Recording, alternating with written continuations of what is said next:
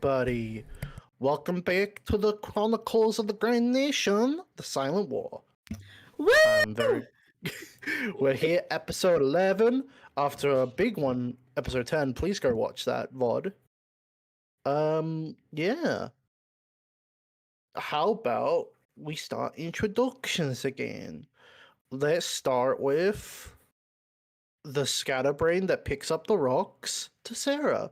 Please introduce yourself and the character. Everyone, I'm Anna. I play Tess, or Rock Queen, however you want to refer to her. Rock Queen!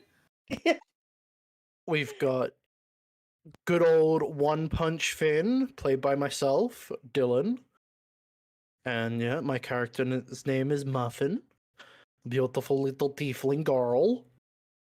We've got the ever lovely Captain of La Familia. Zelina, please introduce yourself. Well, greetings and salutations. It is I, Mo Chocolate, aka Momo Jones. It's a pleasure to meet you. We've also got our amazing DM who is leading us through the craziness that is this world. Emily, please introduce yourself. Hello, I am Emily, or Pixel, however you want to call me that day, and I am the DM of this game. Hello, welcome, we're so glad to have you. And Van? I knew what you were doing as soon as you saved me for last. I'm Mike. That's Van. The only difference is he's marginally less handsome, but I got one more arm than he does. Now, Why you gotta do him dirty like that? Damn. He is me. I don't know, We you all don't flirt with people. we are missing our beautiful marshmallow for now, but they will be joining us later on by the sound of it. So do not worry. Brihik will be here, hopefully. Now, let's quickly go on to the thank yous, because they always deserve a thank you and so much love from everyone. Angela, thank you so much for every bit of character art that is in this game. They're all so good. And you can also go see in our little loading, in our Be Back screen, she's also done fan art. So please give her love. Go check out her stuff. And next we've got Tom. Thank you. God damn, the music in this game has been great. We had a very great song that you should definitely listen to in episode 10. For most of that episode. Next, I'm gonna throw it over to Mo for some merch stuff. Merch. Hey, if you go check out the store, we have some new things up in there. 2 pint glasses, for one, join the hub, and also for you lovely rock club members out there.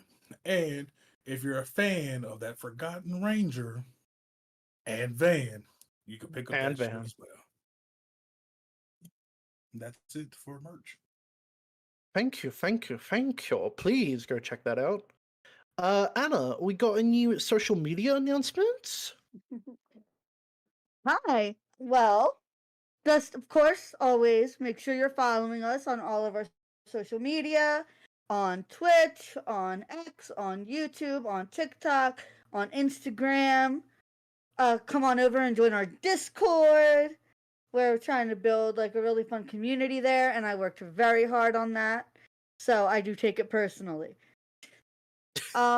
She calls us and cries if you don't check. Like, come on. I do. It's very sad. But of course, we are streaming Chronicles of the Grand Nation of Silent War on Mondays. Stream starts at 7 p.m. Eastern with dice rolling at 7:30. So make sure that you're tuning in when you can. If you ever do miss an episode, those videos go up for everyone on Thursday.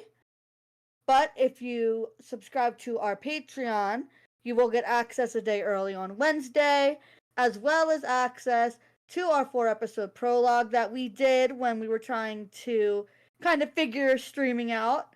And that does feature the tavern that we don't talk about anymore. So if you're ever curious, you can check that out there.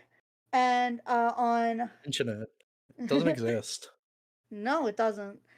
But of course, then on Friday we will be starting Hub Chat, which Mo will be hosting. Speaking of, I'm going to pass it over to Mo so we can get some more deets on that. Very big announcement for us. Yes, Hub Chat, which is going to be, every other Friday starting June 28th. We have a special guest on the show that I will be interviewing, our lovely DM. So we're going to get a little sneak peek behind the scenes of what really went down last week. So stay tuned, listen, watch, and enjoy.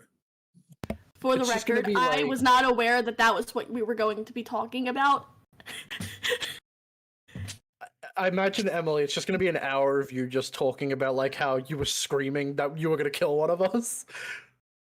I want to talk about it. Last week, I had stress. And lastly, we've got a very quick announcement for something we're quite pumped for. Emily, would you like to tell us about a little thing we might be jumping into? Yes, I would. So, some of you who are just tuning in might know about this, might not know about this, but our lovely friends and community in the tabletop RPG world and the D&D world, some of you may have heard of the lovely, the gorgeous, the stunning Ginny D from Dropout TV. Well, after confirming a few details and looking at this wonderful campaign they have coming up, starting on July 1st to July 7th, they are hosting what is called Kraken Week. It is a week dedicated to all fun tabletop D&D nerdy RPG type events where hundreds of D&D content and community creators will be posting D&D related content that is sea-themed, pirate-themed, Kraken-themed, and we will be participating in Kraken Week alongside many other beautiful creators such as Dungeon Dudes and so much more. We are so excited to be trying to participate in our very first ever community event, and we are so looking forward to this. So you will be seeing some wonderful things next week. We will come to you with more details soon, so stay tuned.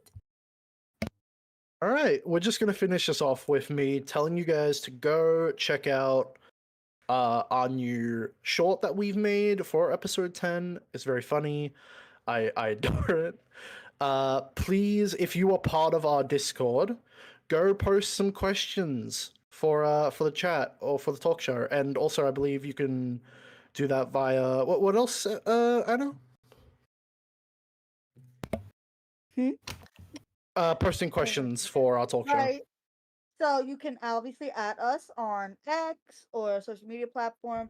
Also on our Discord, I have opened our Q&A questions channel where you're able to submit a question through a ticket that we will, be looking through and finding questions to be asked on the talk show.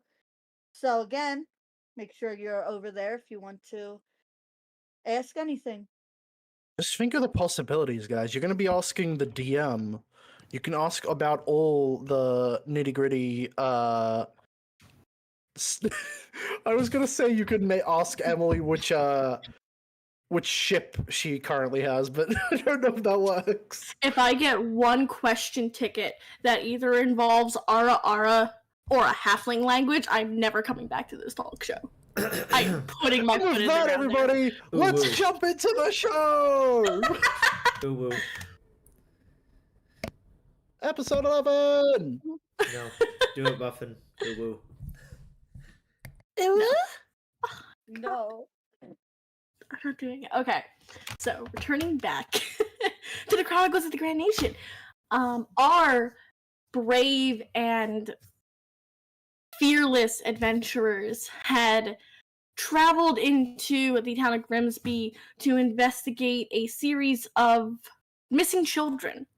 And after being given the runaround by a very devious doppelganger, they ended up trapped in some ancient ruins that were slowly manifesting into a domain of the light. traveling through the ruins, they also run into old friends such as Spyrus, a satyr bard who is sent to go collect the Eladrin siblings, as well as offer his aid in the pressing issue. After finding out that the missing children was the result of a exiled High Lord Fae who wanted to seek revenge on the Cardinal siblings' parents by taking it out on their children. We're trying to establish a brand new domain, and was slowly being corrupted into some sort of vile, putrid hag that probably resulted in some outside interference that we don't know about yet. After a very vigorous fight, as Briack's journal so lovely stated, our heroes corralled the missing children, marched them back into the town, and made agreements with Lord Connacht, who is the mayor of Grimsby, to meet him in the morning to go over some things, as well as possibly maybe some payment or rewards. We don't know yet. But after a very long and harrowing day, our adventurers turned down for a good night's rest at the local inn. So I will get Speaking you of on rest, that now. I probably should have brought this up during the intro, but this is the first time we've leveled up in our campaign. Would we like to go through and just tell the audience what we did with our level ups? I can start. So, just letting you all know, we have the choice of rolling for HP or taking the average. I rolled. I got a 4. So, added some HP. As well, I took a feat called Skilled, which allowed me to... Let me get my thing up quickly.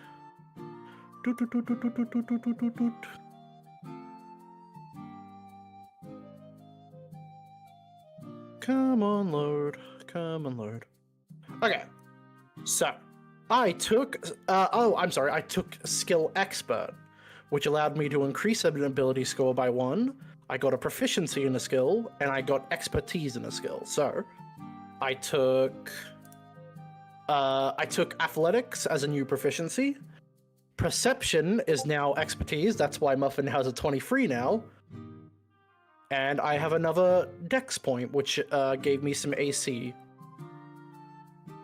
And that is what Finn did with her level up. Could you tell me what you did, Finn? I thought you said Finn again, and I'm like...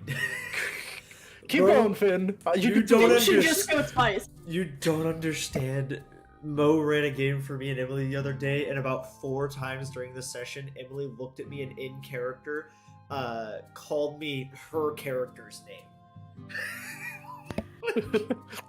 You know, you're a hoe. I don't know, by definition. Anyways, I took Piercer because it was a level 4 level up. That lets me increase strength or dex by 1 to maximum of 20. I chose dex because, hey, I shoot a bow. Once per turn, when I hit a creature with an attack that deals piercing damage, you can reroll one of the attack's damage die, and you must use the new roll. So if I ever roll a 1, guess what's going to happen? I'm going to reroll it. Which happens more frequently than you would think. And when I score that's like critical... really... What's up? You really think you're gonna roll an attack? I think Russell's the one that hits. I mean, to be fair, when you score a critical hit that deals piercing damage to a creature, you can roll 1 additional damage die when determining the extra piercing damage the target takes as well. Nice. Yeah, it is all.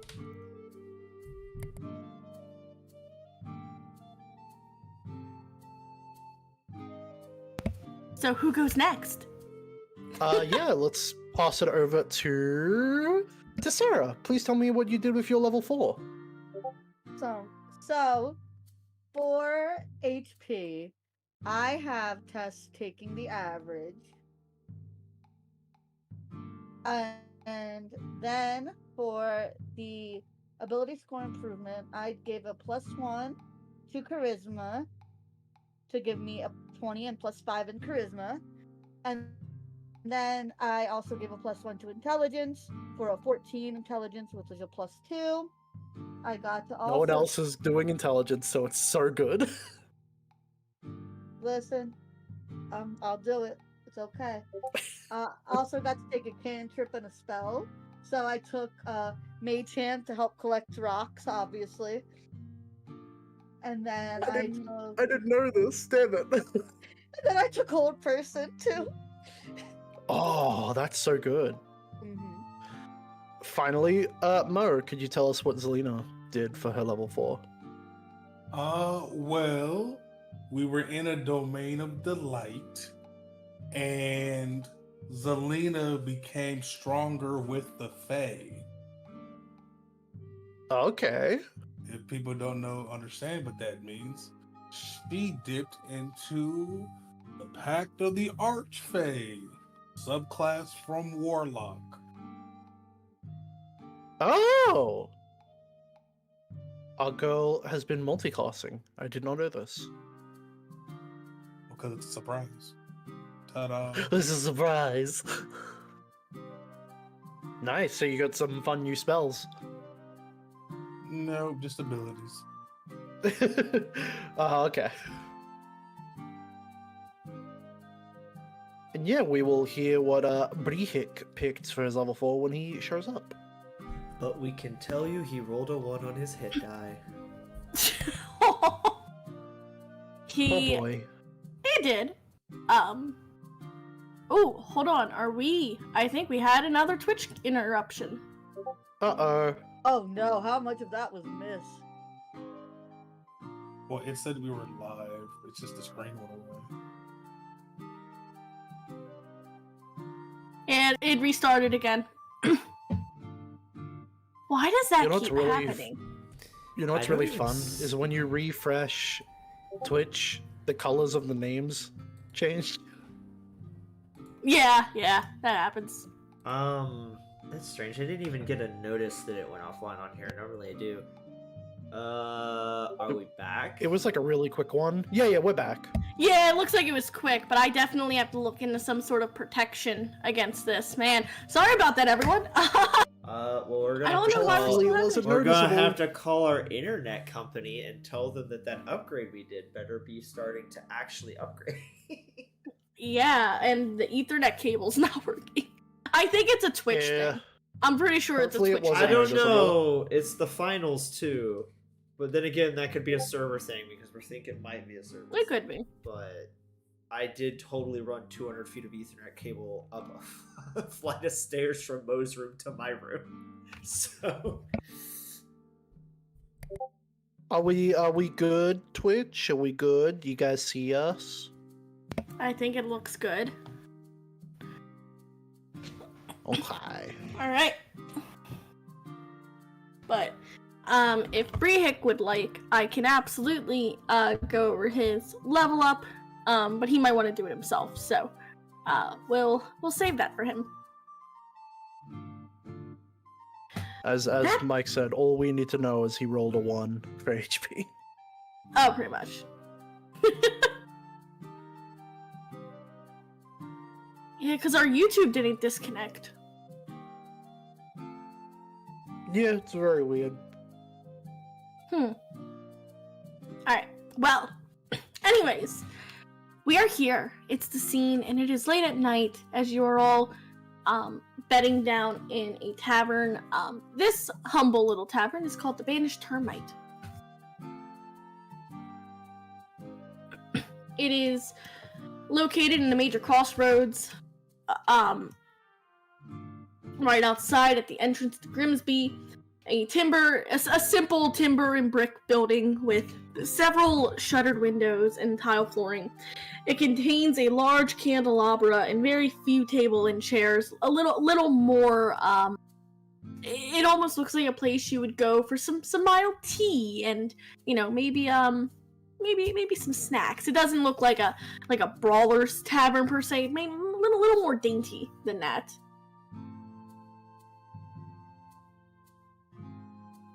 yeah, As you would be able to go in and find your rooms for the evening. If there's anything you would like to do before I jump to some events that might happen. We already clicked long rest, right? I think we did. Because I think you said we clicked it last time. You were Yeah, able that to was click the it. If end. you haven't clicked it, you can. Okay, Yeah. I just wanted to Yeah. make sure, because I know that I Um, only have like one spell left technically, but yeah, okay. I will get a drink of alcohol and cast Speak with Animals, but that can happen at any point. Is this a new day? I think this is the night before the new day. She said if there's anything that we wanted to happen. Be the Okay. night before. I would, but unfortunately, the person I am with is not here. One man But show. what would you be doing? In the background, what would you be doing with Brienne? Well, Brehik and I are on top of the roof, just sort of looking up to the stars. I imagine, like, even if Brehik doesn't know anything about the stars, Muffin's probably been like, "Do you know what that is? What's that? Which one's that one?" You have a very fun, lighthearted conversation with Brehik on the roof. Yeah, exactly. Talking, giggling, telling stories. Perfect. For our lovely Tess, what would you Thank be you, doing? Xavier. Probably before going to bed, she might be going into her ring for a little bit, and she would probably just like leave the ring just like on the bed in her room when she does so. So what are you doing in your lamp, your ring? So she will, when she goes in, she would kind of like look to the mirror and just kind of with like a sigh, she's like, I'm not going to ask because I know you won't answer. I won't ask about that because I know you won't answer. But but I do want to know if you know why Lysander knows about you, because that is still confusing me. That is true. You are sharing a room with Zelena. You're leaving your ring unattended? Probably gonna regret it, but it's on the bed and she can see out of it, so she'll know anything that you do. At least if the ring's taken, you'll know that it's with someone safe, kind of, maybe. Someone safe, kind of. You just got new jewelry too, so you. Nope, gave that away to Finn and Van. This is true. I do have the ring, and I think Van had the necklace. You could have given it to me again, but you know. Be in the room. All right. So you say that, you know, speaking to your patron in the mirror, and you wouldn't get a response for a while. This stubborn, heavy silence, if a grown man could pout behind a mirror. In case anybody wants to know where Tess gets it from. Yeah, no, it's, yeah, like father, like daughter. And with that heaviness sort of settling in the air, he would say,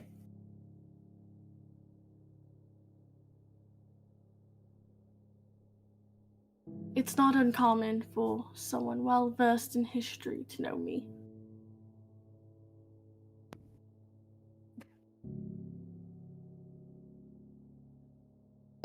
raises an eyebrow. Like,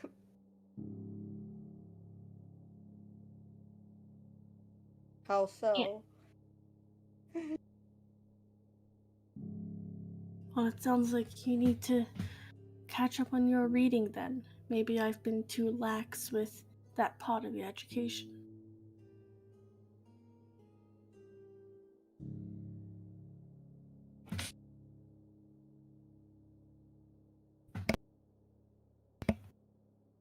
Hmm.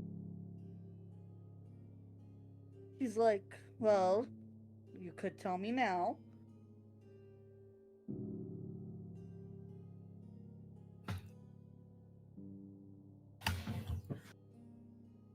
My name is well known to those who are well versed in the scholarly exploits of the plane of Earth or any sort of elemental infighting that could have occurred.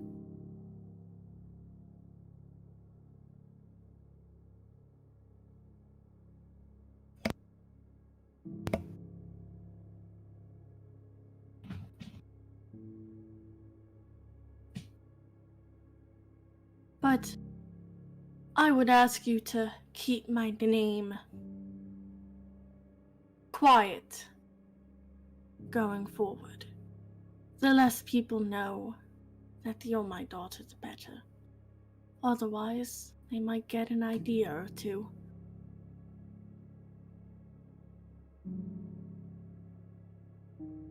She's like, she takes a second. Fine. It's not like I plan to just go around advertising the information anyway. Days where I doubt that. Your attitude of late has been impertinent at best. Boy, sassing you. You gonna let him do that? Yeah. She kind of does the like, me?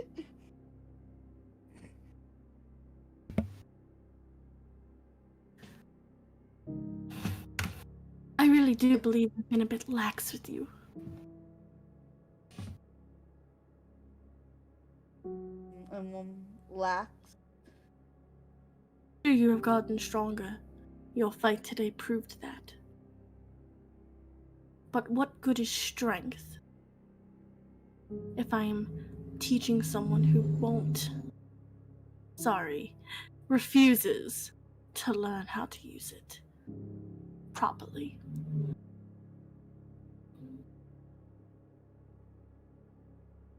And how exactly would you suggest I learn how to use it properly? You sense this grin sort of come over his expression, but a little more maliciously conniving.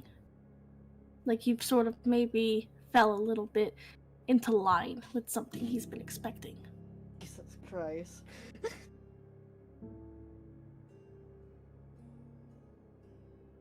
The next town ahead of the path is a town called Bycrest.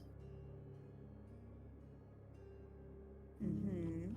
I have a dire task for you in that city. What kind of task? You'll know when you get there. Oh, no. I won't share information too soon. Least you lab about it to your new little friends. But their aid in this might be useful. She's like, if anyone blabbed to them, by the way, it was the poster.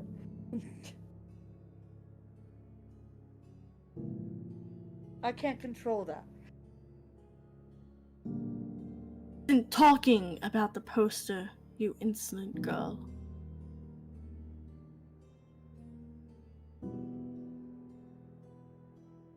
I was talking about how you so readily told them that you were that you were learning under me, that I was teaching you the ways of a warlock.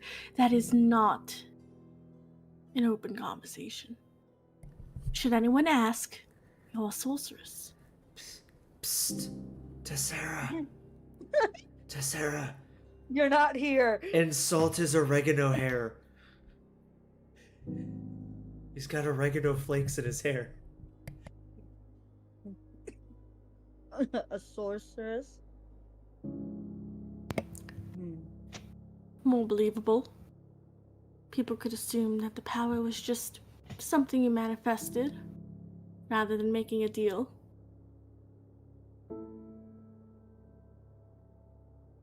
Fine. That's fair enough, I suppose. Good, you're learning. Let me reiterate this one more time. Should you reveal to anyone that I am your patron, you will be stripped of your power so quickly you won't know what to do with yourself as a mortal wandering endlessly on the material plane. You will be left useless and fragile, and your group will leave you, and you will be abandoned and alone with not even your mother to comfort you. Do I make myself clear?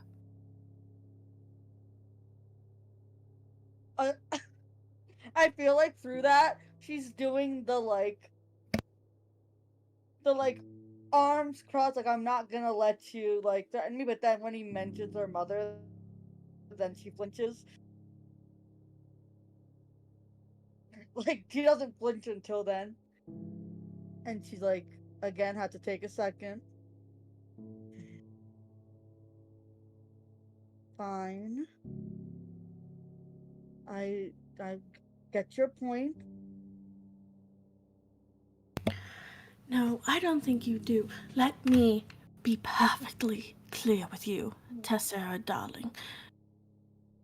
Not only will I refuse to help your mother, I will make sure that I personally find her, not for your benefit or anyone else's, but so that I can ensure that her blood is on my hands, and then I will ship her body back to you, piece by piece in a parcel, until your entire garden is decorated with her innards. This was a great choice to go for him for power. Good job. Decisions were made by Tess. It's fine. Like, And no matter how She much tried. I love your mother, know that there is someone out there who will do worse than me. Should it be known. Inside check.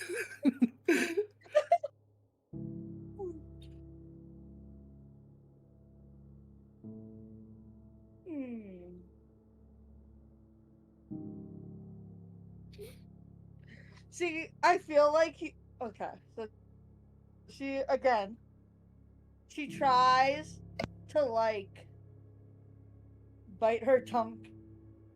That obviously makes her, like, also angry. So she just kind of, like, does, like, a swallow and is like,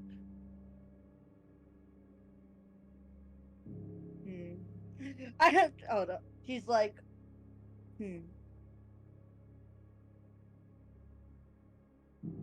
She's like, as much as I wish you'd leave her out of it, I understand that she is the whole reason behind this. My only goal is to save her. That might be your only goal, but your goal isn't what matters here. Your goal is a contingency. It is a side plan. It is a item on a very long shopping list that I have planned. Maybe that's your problem. You lack ambition.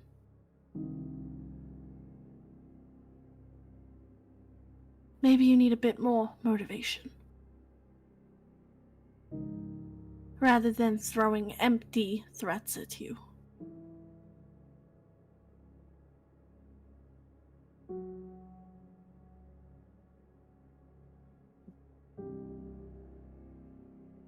I'll consider it, he says to himself, as if he's sort of come to this resolution, like, alright, that's what I'll do.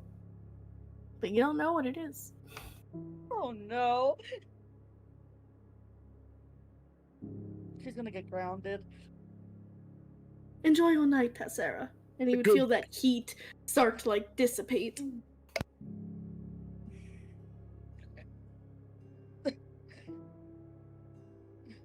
Hmm. I think we just need to get a fork and pop off that gem of yours. Listen, he kind of go over to like her little window to look out of her vessel and just like muttering to herself like, asshole. As You you see look out the Zelina window, looking out the ring. well, as you look out the window of your ring, something else happens simultaneously. Uh-oh. Oh no.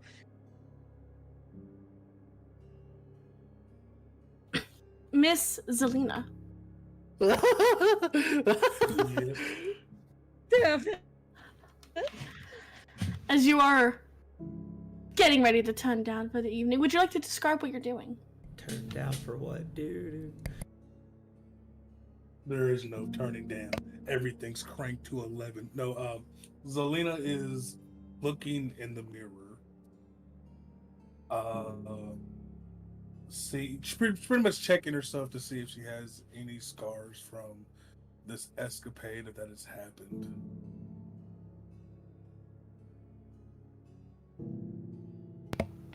Oh yeah, and as you are looking yourself over, you do see these jagged, scarred lines that sort of sprout out from your chest directly where you were hit with that lightning bolt. Almost like cracks in a porcelain doll, sort of splayed across your chest. I hate life right now. Zelina is freaking out. Her pants are covered in ink because of the flowers.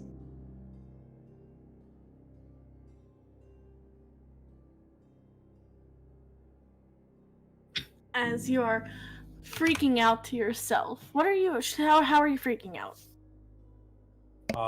She is like, no, this can't be.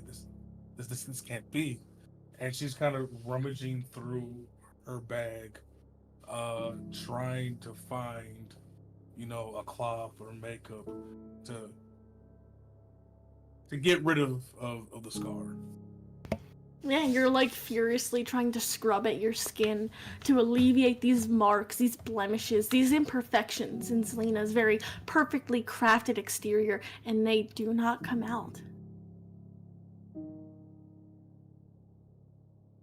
With that, she starts to even more panic, and she's just like, "This can't be. I cannot be ugly. No, I cannot be ugly. That is not me. That's not who I am. That's not what I stand for." It's like, I have to find a way. There needs to be a way for this here. And like she starts to kind of like crawl up into the beetle position, like rocking back and forth. Yeah, poor Zelina has a little panic attack in her room. As And she's Sarah's watching this all through a ring. not yet, no. Miss Tess is still have a very interesting conversation with her patron. Oh, okay. As Zelina is sort of internalizing this and, trying to verbally talk about some sort of way, she would feel a very comforting hand settle on her shoulder. Like her first reaction when we took a look in the direction of the ring, because she knows that Tess was here, and she's like, "Oh, is Tess out the ring?" And seeing that it's not Tess, she's even more worried of who has entered the ladies' room.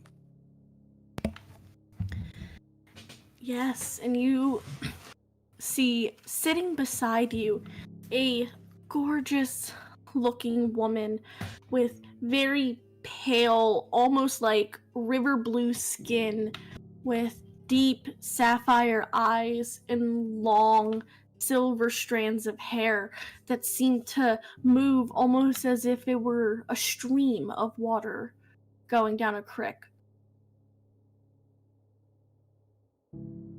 She wears this long, gorgeous silver threaded dress that sort of ruffles at the sleeves and she wears a kind, sweet smile.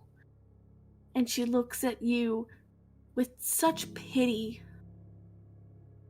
such sympathy, like one would look at an injured puppy.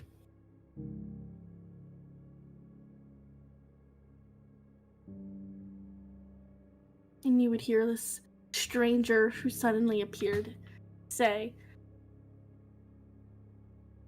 "Oh, you don't sound good at all, dear. Are you alright? You were calling out for help quite loudly. I thought I'd answer the call to see what was going on, but someone as beautiful and gorgeous as you shouldn't be crying." And she pulls out like a handkerchief and starts to sort of dab at your eyes. Oh yeah, Zelina's like mascara's all messed up. Just make them just gone. It's bad. And she's like, "You still think I'm beautiful? I mean, and Look at this." she looks down like at your scar. "I think you have the potential to be beautiful." Oh my god. Like, I can be beautiful again. Of course, see. Faye recognizes Faye, you know. Mm-hmm. And these unsightly blemishes of yours, I'm sure we can make some sort of deal.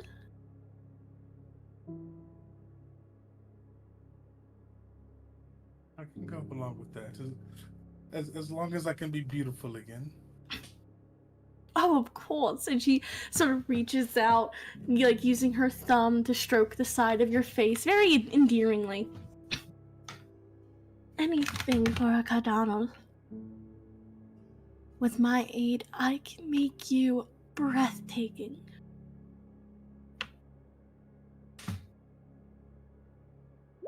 Zelina has sparkles in her eyes. Stand up, dear. And she sort of like helps her stand up. Mm-hmm. Alright, let's see if we can't fix you. Give me a little spin. Let me see what I have to work with. You'll do a slow spin. Oh. And she makes like a little like tut-tut sound, like a tisk. Oh, you poor unfortunate soul. You've been through a rough day, haven't you? Mm-hmm. I was trying to be helpful, but the risk it cost me my beauty, and I'm starting to freak out. Oh, you brave child. I don't know if I could have ever had the courage to risk my beauty for something so trivial like friendship. You're a saint. I just heard Mike scream down the hallway. I just gotta say that. Bro, I'm gonna have to hunt an archfey. I swear to God. Oh my god. Gaslighting my fucking sister. I'm gonna hunt an archfey.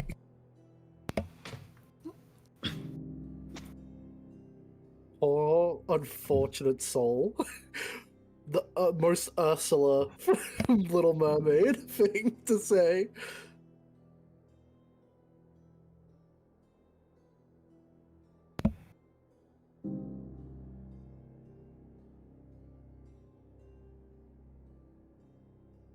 But yes, like I said, you're so beautiful.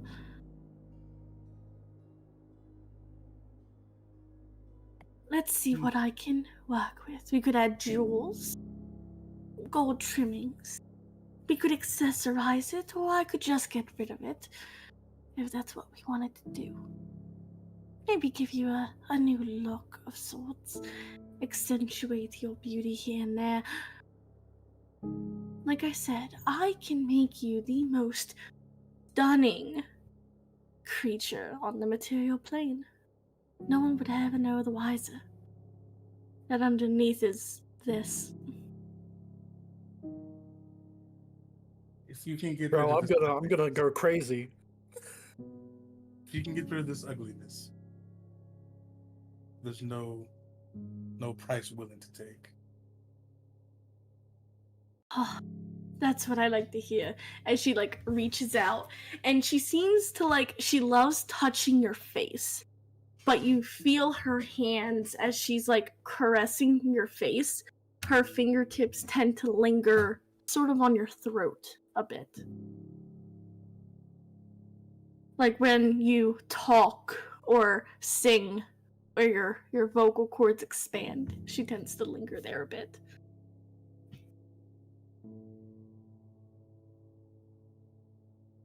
You see, I make it a passion of mine to collect beautiful things. So, a simple price, a simple deal. I can help restore that natural beauty of yours. I can accentuate it. You just have to give me a little thing in return. And what is that? I mean,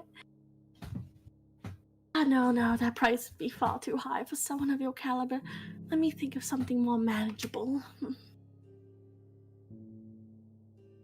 And she kind of taps the like side of her head, tilts her head, kind of walks a circle around you. The higher the beauty, the higher the price.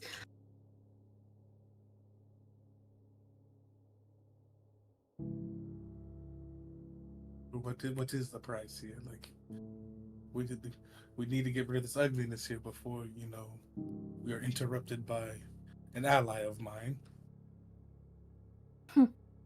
But your little Genasi friend isn't coming out of that ring anytime soon. But if we're talking about a prize, I think your voice would do just fine. But you're a bard, I wouldn't take that from you. That would be too harsh. Though I do require beauty in exchange for beauty, and what's more beautiful than love? That sounds simple, don't you think? Eternal beauty, and you just give me your first love.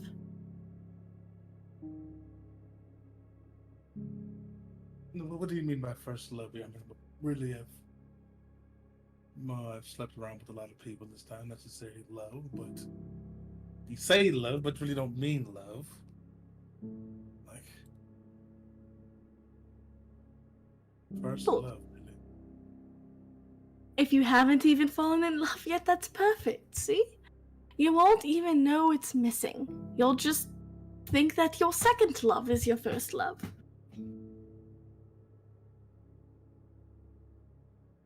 You won't even know it's gone.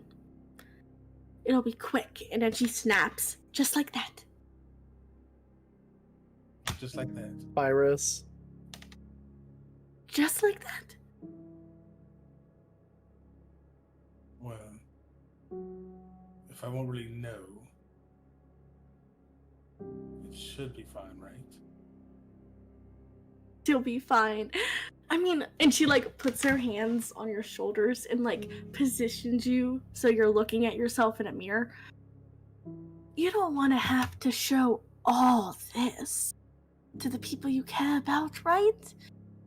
They'd start to worry. They'd be concerned for you and the stares you would get.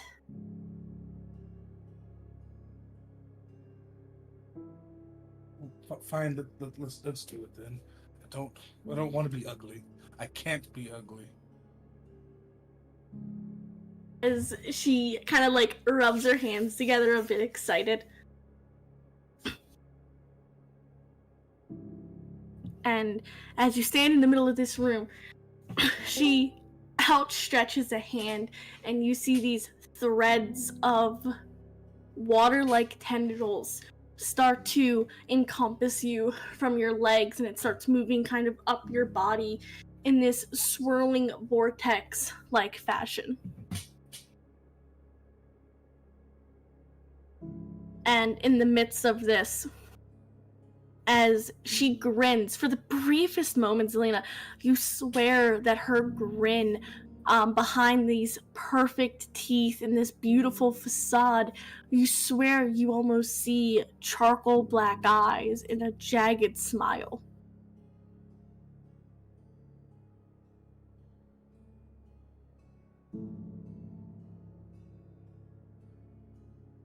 She's just there absorbing it. It's all in. You feel this magic start to encompass you. There would be a sudden, harsh interruption as suddenly her body is thrown into an opposing wall, her back hitting the wooden structure as the water that was once surrounding you dissipates and lands onto the floor with a heavy splash. I'll hear this. I am on the roof. You do not, Fey because magic. this room was silenced. Fey magic. What? Fey magic! Well, No, Xavier, you should just leave. They're getting gaslit by a Fey. It's fine. Oh no, I've been listening. Oh, I've been listening. We're just on the roof, bud. None of this matters to us. Ooh. as Zelina, you are standing there in a puddle of water. This savior now strewn across the floor. Her magic dissipated as she sits up, her hair is sort of askewed, her eyes now completely charcoal black, those ragged, like, shark teeth almost, as she snaps into the distance and goes, "What the fuck is your problem?" Well, I didn't do Any anything. any semblance of a sweet demeanor gone. Oh my god. It was Drizzle. What's going on? It's Russell.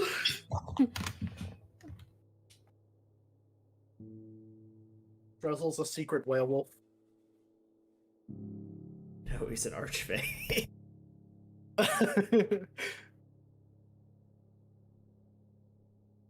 Well, Zelina like looks at the mirror to see if she's still has the scars. She does. The magic was not complete. Damn. She like kind of like looks around, looks at this so-called lady that was supposed to help her. She's like, "I thought you said you was gonna help me. I'm still ugly." You hear a secondary voice from the room. A masculine one that says, "You're not ugly, Zelina. Don't listen to this bitch." First of all, how do you know who I am? And like she'll turn around and look. Yeah, manifesting from this open window, you see a man dressed in royal woodland garb, thick, like brownish blonde hair, sort of thrown together in like a very long braid. Very elegant, like, robes of gold and greens and reds. Sort of enters this room, very, like, lush tan skin. Someone who looks like they might spend all of their time in the sun.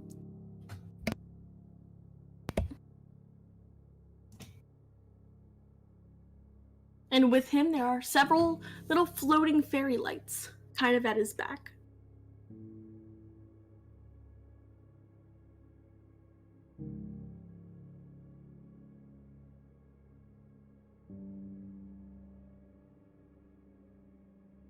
Zelina would just be and like I'm sorry, but who were you? We was in the middle of getting rid of my ugliness. I know you said I'm not ugly. You were but in the you middle don't of see the being scar. scammed, my dear.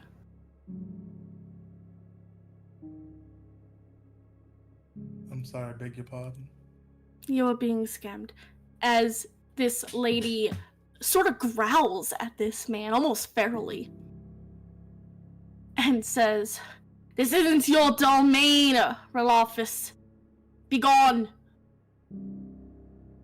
Oh no! Oh no! Wait, Zelina should know who he is. We met him. No, I know. You fucking dirty butt muffin. But she's still somewhat in shock, so that's why she asked. Is this a bad thing? Should we be worried? That was our sister was supposed to marry this guy. Oh no! Huh. She's like, I'm Looking- sorry, but why Should are I- you here? He kind of like his gaze glances to you and then back to the lady who has now stood up, peeved. Like her entire demeanor, like the anger causing her hair and her clothes to almost float as if suspended underwater. He says,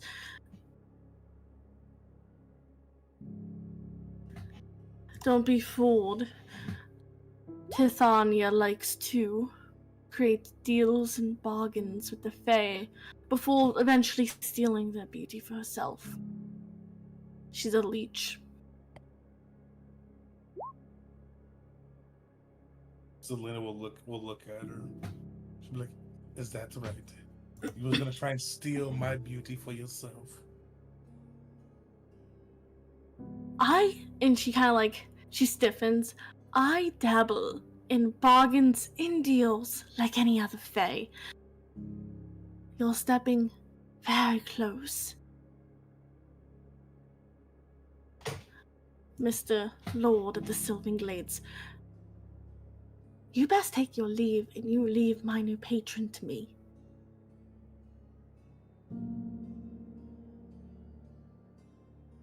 As he sort of puts a hand up. He puts a hand up as if to be like, "Bitch, please." And he says, "You and everyone else in the Feywilds know that the Cardinal siblings are mine. So, if you would, take a leave. Or, we can fight here now and let this city burn to ash, like the last one." Bro, I hate the Fae. Leave us alone. Hold on. The Cardinal siblings are mine? I Question know, mark? like, Excuse no, our sister was supposed to marry you and abandoned that. Yes. The rest of us aren't yours. What? he's probably trying to use us to get her back.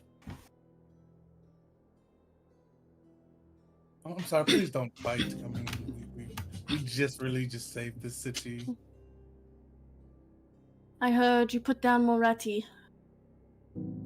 Well, yes, we did. Good. He kind of like, he looks to you a little like, "No, you did good." But he like doesn't take his eyes off her as she is seething. And she says, "Let the city burn to ash. I don't give a shit about the mortals, and neither do you. If you want to fight, let's fight." And she looks like she's ready to start duking it out. And he's like, he kind of waves her off a bit, and he says, "Go prey on someone else that isn't the Cardinals. I hear there's a poor elderly woman who's trying to get back into the game. Go have your luck with someone like that." Asking for a friend And- where she's at. And they have this look. There's this unspoken tension, this eye contact between these two Fey Lords. And calling his bluff, she stands up a little straighter, smooths down herself a bit. She kind of resumes that unearthly, beautiful nature. And she says, "This isn't over, Red Office. Enjoy her while you can." And you watch as she sort of evaporates, like water being heated up, sort of turning into mist.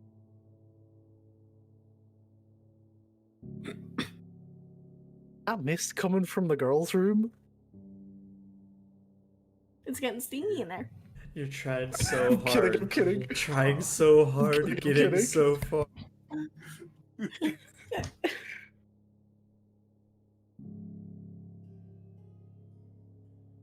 Well, I'm still ugly. His gaze turns to you. "You're not ugly, dear." Do you not look at the lightning right here. Do you not see the damage? I am damaged goods. I am ugly. I am not beautiful anymore. He like walks over to you and he just puts like a hand on the top of your head. Easy there, lover boy. You don't get two Cardinals. He takes a minute, like a deep breath of like, you fucking siblings. Mm-hmm. If I see that man walk out my sister's room, we're gonna have an issue. Shoot him in the knees. You're not damaged goods, Zelina. Blemishes and scars do not define a person's beauty. Right.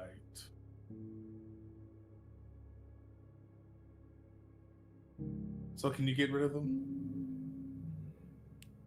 He sort of tisks a bit, like you're. It's like you asked him to help you move on Saturday.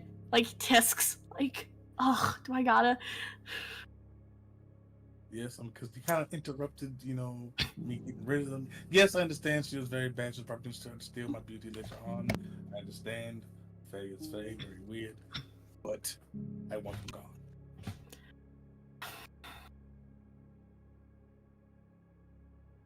Whatever, sit. She sits. Finally. And you will kneel down, and you feel this very warm, this very gentle light emanate from him. And you would watch as the lightning scars on your chest start to stitch and heal over until it looks as if it was never there. Oh. Thank the Fae Lords. He raises an eyebrow at you. What, I can still be polite?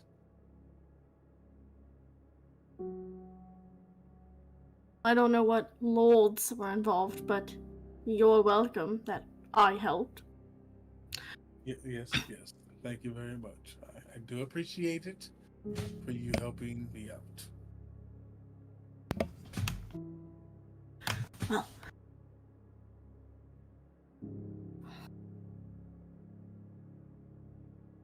and there's just this very long, awkward tension.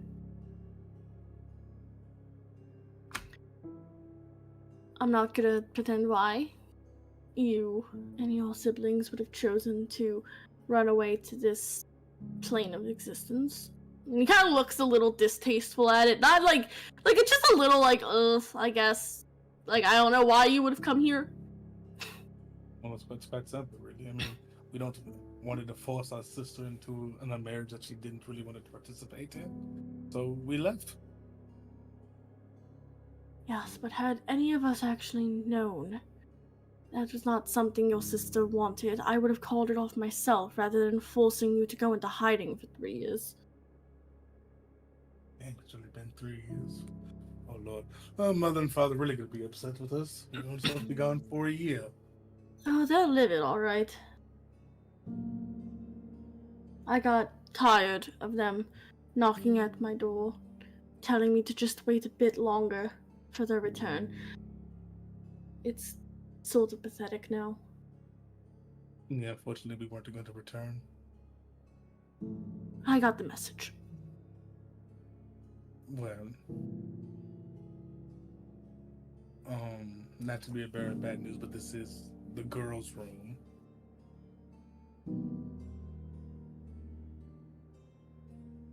He just raises an eyebrow, like, and? Well, yes, and either, if Sarah comes out the bottom, sees you, she's gonna freak out, or if one of the guys comes in, even if Finn comes in here, she might actually just punch you because there's like a random stranger in the room. Then I'd have to explain everything. And I'll take my leave. Just like waves it off like, God forbid. Okay, you're fucking welcome. I guess I helped you. Well, she did say thank you. I know, but it's... But at the same time, it's like, hey, you're a dude in, the girls' room, and, it's like, hey, better be careful. He goes to start walking to the window, and then he stops and he turns back, still frustrated, and he goes, "Were you really going to make a deal with her?" Well, for beauty, I probably was actually. I'm not gonna lie. Yes. Right. Okay. Well, was- you know what? it It's your decisions. It's your decisions. And he goes to turn away, and then he turns back again. I'm sorry. Why? Were there no red flags going off? Like the gaslighting, the manipulation, the insulting your current appearance for your present. There has to be something. Any red flags? Your first love. Come on. Anything. Well, I haven't really had a first love. Okay. I mean, but look here. I just don't like being ugly. I'm sorry. Okay. There are worse things in the world than being ugly, Selena. Come on. Like what? Name just one. Losing your fucking arm to a displacer beast. Losing your family to a snowstorm. Having your dad be a piece of shit and threaten the death of your mother once you find her. Exactly after your mother disappeared when you were a child. Having a shiny red nose. Oh.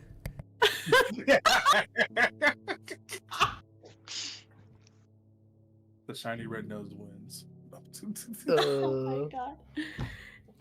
He pinches the bridge of his nose because you're like, name one. He's like,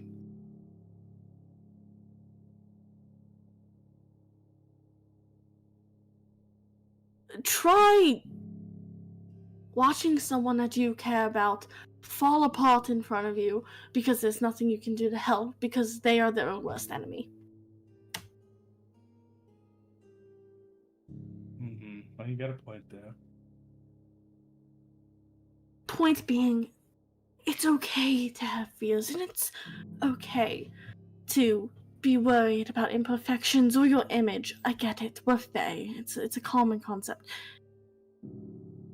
But you seem to not understand the value that you hold, Zelina. You're a beautiful Eladrin fae who is daughter of a very powerful fae lord.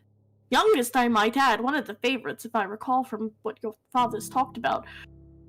And you are going to let some uppity fae bitch tell you that just because you have one minor blemish that you are unworthy? That a simple scar could have even diminished your light? You were gonna let something so trivial, so insignificant, impact you? Because that's really what it is in the grand scheme of things. Insignificant. When you say it like that, it rings somewhat of a bell. There's hope for you guys yet. Perfect.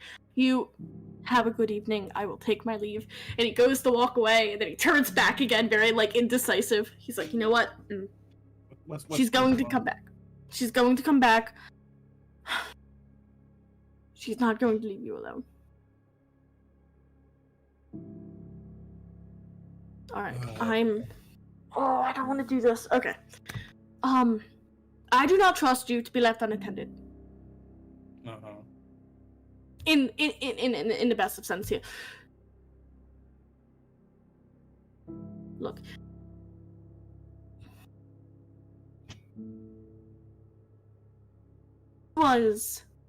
It was never my intention to hurt your sister, Amari. Political marriages happen all the time. I didn't know. I would like to make amends at the least. Or find her so that I can annul the marriage myself. And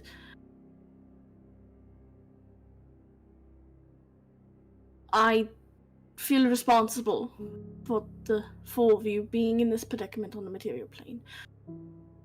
So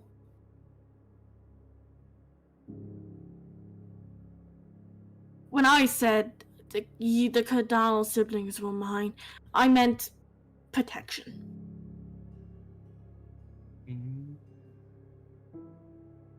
Let me help. Well, I really can't say no because you did get rid of my scars, so it would be very rude of me. And it seems you actually do kind of somewhat care about my sister's feelings and everything. For right now, you can help.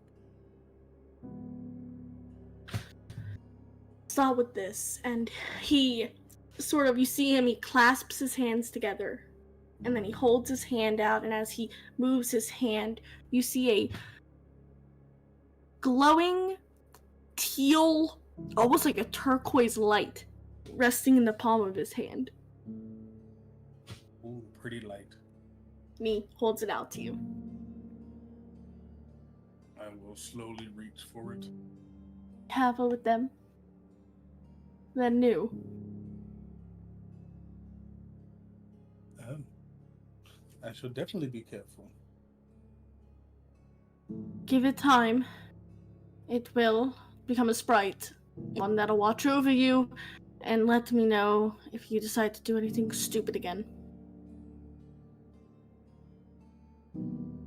Oh. Well, there's definitely going to be stupid things, but not like that stupid.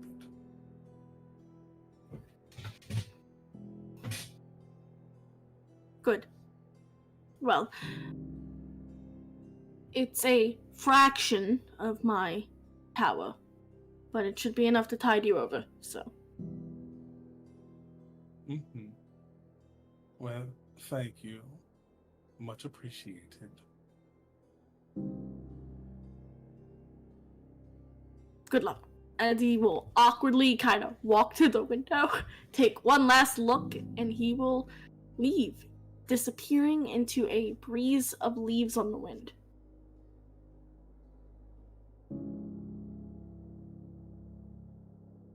Hey, that's my trick.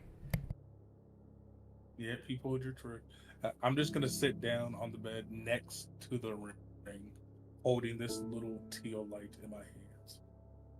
You saw all of that. And when I say all of that, I should clarify. You probably paid attention from when the bitch got thrown into the wall. So you at least know that Zelina was 100% willing to make a deal for beauty.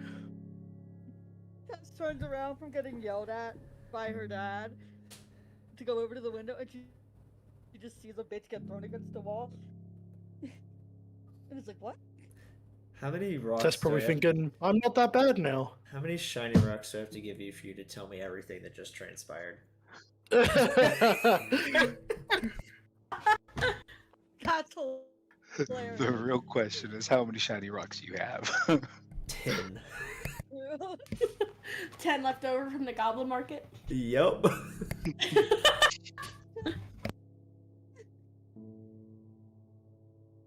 You're like,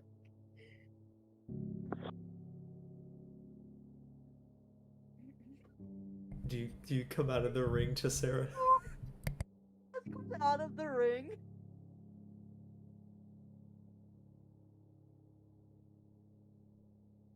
I imagine Tessera comes out of the ring and just looks at Zelina and does the, like, deep inhale. What the fuck?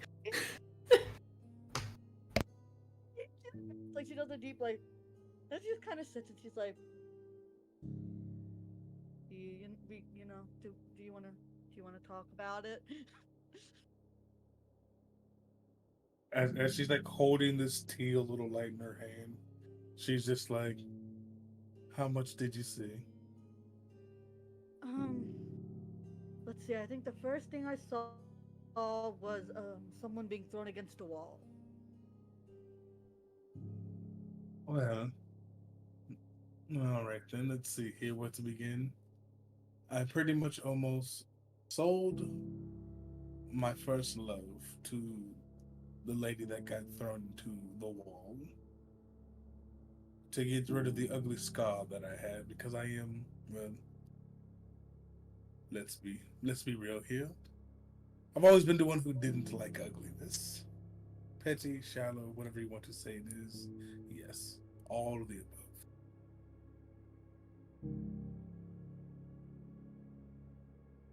And I was willing to do anything for it. The other gentleman that you saw, that was the actual lord that my sister was supposed to marry. And he decided to save me whether it be for his own good consciousness or to have sway to get my sister back. Really don't quite know yet, but he did help me, and that I have to give him thanks for.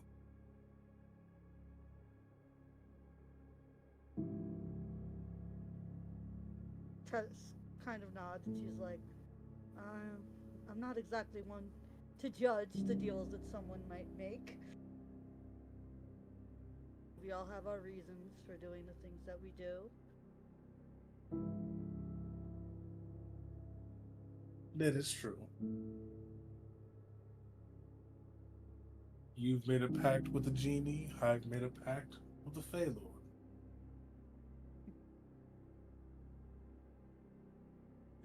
She's like, yes, though my patron would rather keep that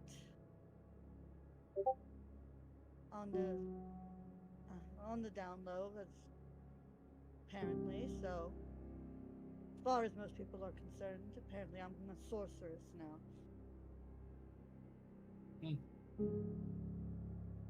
Well,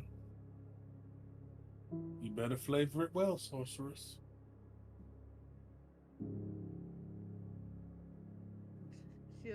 She like gives like a laugh, but like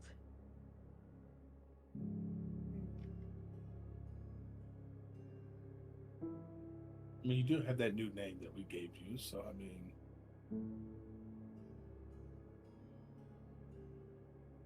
it's true. She's like, I can make it work. It's of course you can. You're a powerful sorceress.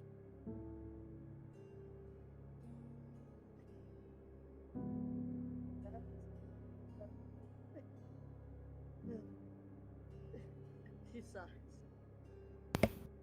Your legal name is Rock Queen. First name Rock, second name Queen. First of all, Title. Rock. You're like senior, junior, but it's the. Yeah. Rock. The Rock Queen. The Rock Sorcerer. God. Oh no. God. But Zelina will say, like, well, I'm gonna transfer now. And she's just gonna put, the Sprite in her hair, nice and comfy, and then just find a spot to trance. So say goodnight. Try to sleep herself. And before she falls asleep, she will say, "Don't mention any of this to Van."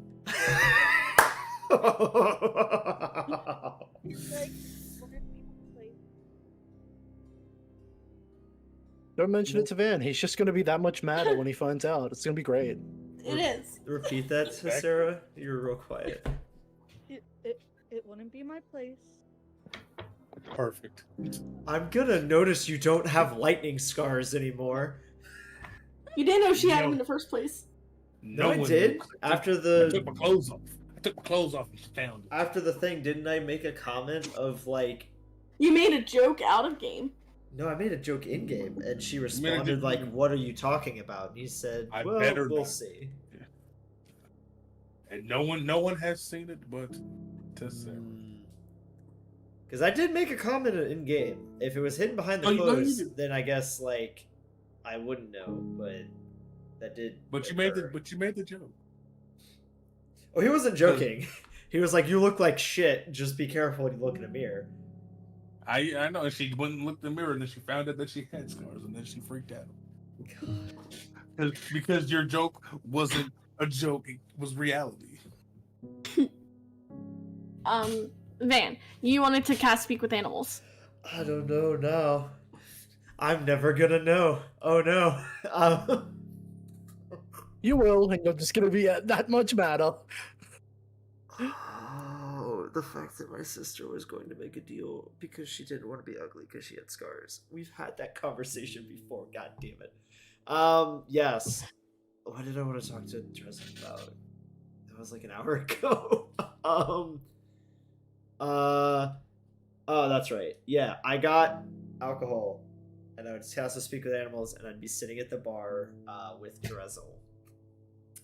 And I would just kind of not necessarily look at him, just kind of slowly sipping on whatever this is, and say, "Oh, that got kind of bad, didn't it?"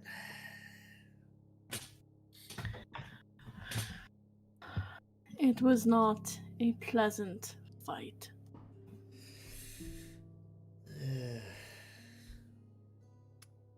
We gotta up our game a bit. Oh, do we gotta stay away from some of that stuff?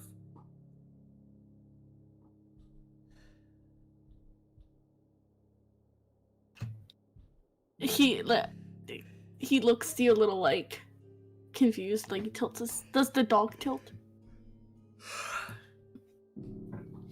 Seeing as the track record is going, this is the third time now we've ran into a random, really powerful individual that is seemingly bent on some other plot that we are being slowly strung into.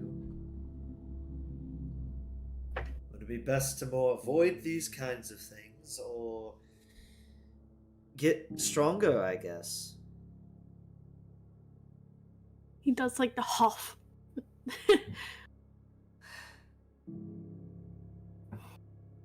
You can't speak to me right now. You don't just have to huff at me.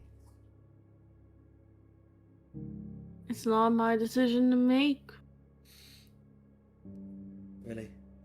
I got this for 10 minutes, really?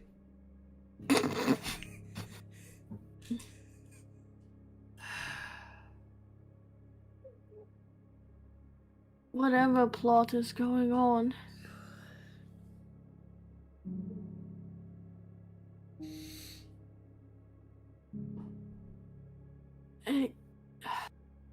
I guess it involves you and your sister.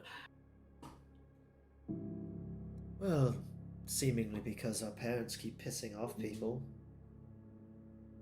Or my siblings keep making stupid fucking decisions. But none of that should come as a surprise to you, man. It's not, doesn't mean it's not frustrating. 200-something odd years, and you would think they might learn a thing or two. I certainly have had two. Maybe they have. It's been 3 years. Well...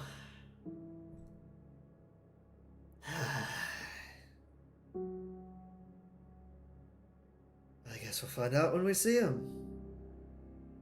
Zelina has only learned seemingly how to get on the wrong side of a lot of people more frequently. If any knowledge of my remembrance of Archie, that man has done quite well for himself, but is one miscalculation away from getting hung by the crowned family. And who knows where Amari is, and how many parts she has broken along the way. Huff. And then there's me.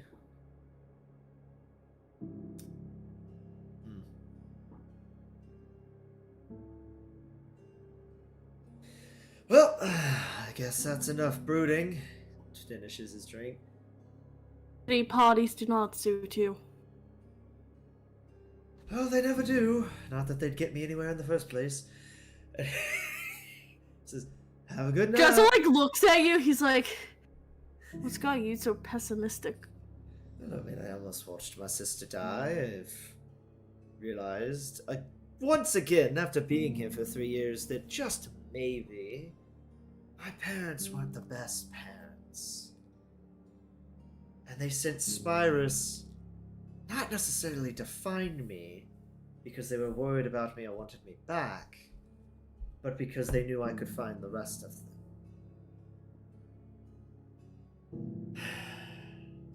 On top of a lot of good, innocent people getting fucked over, it's kind of drag. But Yeah. either way, have a good dog nap, I guess. And he's gonna walk outside. And he is gonna go to the woods at the edge of town. Bye, Van.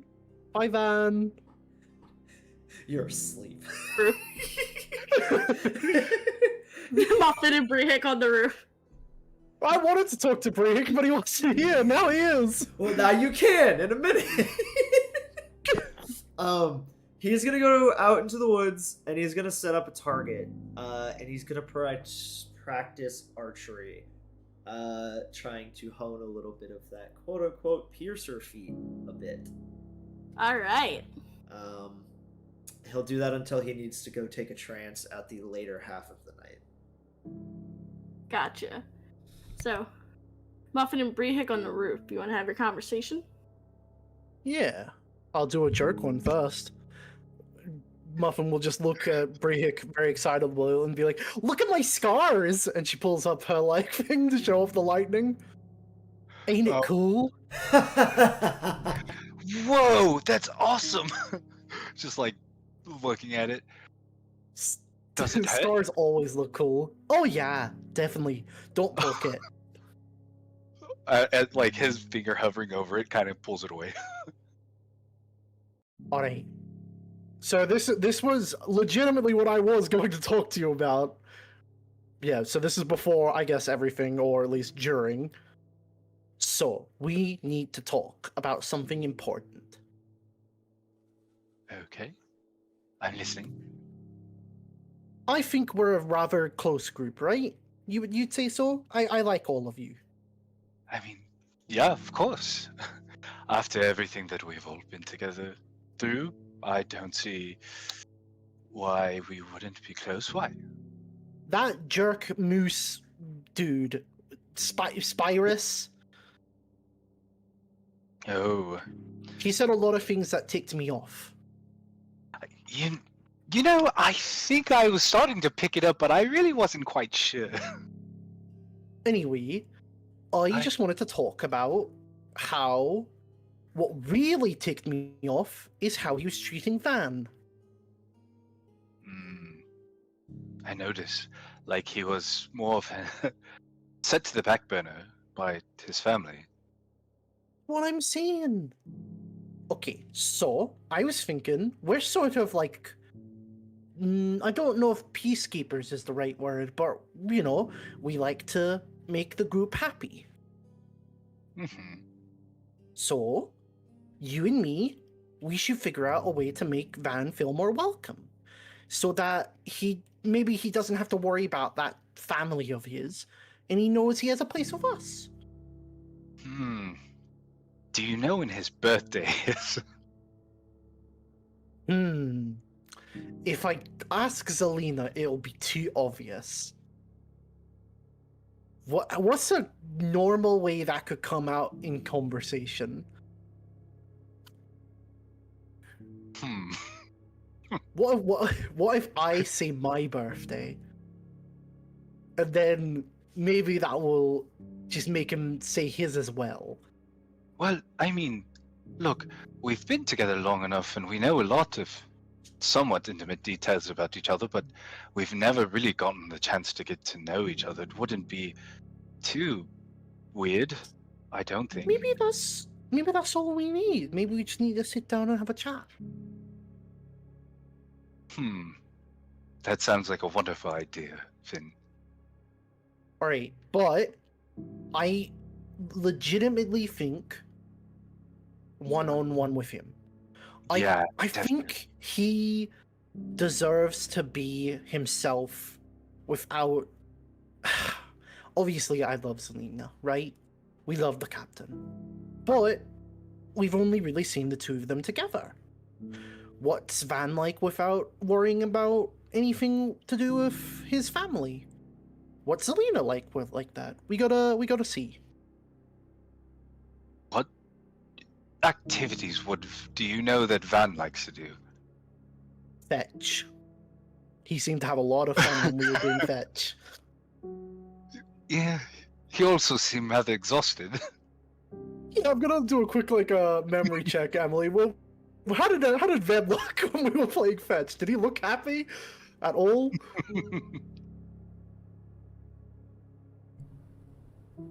He looked dedicated to what he had to do. He was Like, dedicated do I to have? It's fetch. like I know what I have to do, but I don't know if I have the strength to do it. Fair enough, fair enough.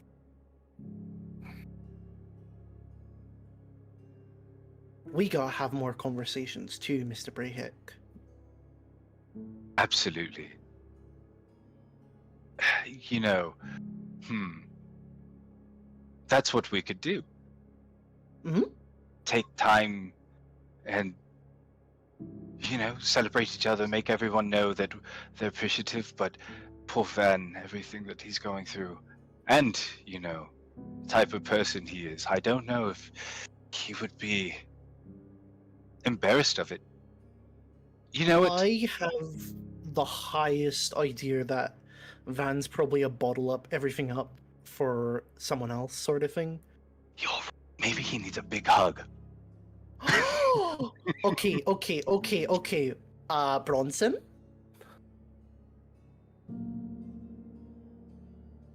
You What? turn into Bronson, you give him a big old hug. Finn, no. What? Why I- not? Hug him too hard. I get too excited. He makes like a He seems like squishing a motion. tough. He seems like a tough old boy. He can handle a hug. Oh wait, they're both like. Oh god, I can't believe I'm about to say this. Hey. Remind me, they're like elvish, right? Mhm. So they're Well, kind of old. I said my age at one point. Would they be worried that you might break their back?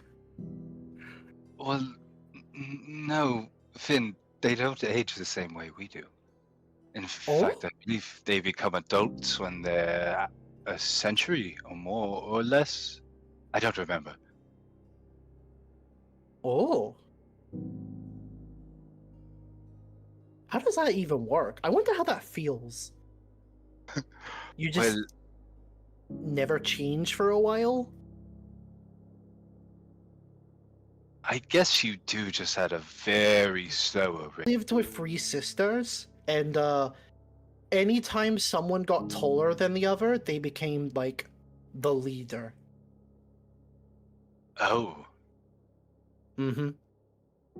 well, It was great because I'm a tiefling, so I was taller than most of them for a while. But in my early years, for a while. I mean, like I'd be taller now, and like when I was like a teenager. Oh, I see what you're saying.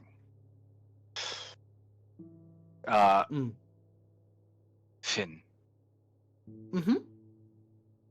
I wanted to ask you a question. Okay. What's up? How are you doing since you found out about everything at the circus? Well, sorry, the goblin market. I'm fine. Okay. I'm just happy I know what to do. She sort of looks off into the distance. Well, whatever it is, we've all right behind you. Just so you know. Oh, absolutely. I know that. I have an idea. Sorry. We can take Van shooting. Shooting? Like, I have a bow. Do you have a bow? I have rocks. I mean, I think that would work. Sure. You know what we should get you? We should get you a slingshot. Absolutely. That would be cool. I will- And he makes the motion like he's swinging it around. Before we go to bed tonight and sort of we should wake up early and see if, because you know how they wake up early because I assume that's also another elvish thing. Mhm. we should wake up early and take him shooting. But before we go to bed, do you want to do something I used to do with my mum? Sure. We weren't the most sociable people in our village. Then again, our village wasn't the most sociable village. Anywho, I used to people watch. Do you want to do that with me? Absolutely. He looks left and looks right, and he says, "In my head, I do that all the time." I like just looking at people and then making up stories for them. Like, do you see that guy over there stumbling drunk? I like to imagine that he just won a drinking contest. And he's going home to tell his wife how, and she's going to be so proud of him.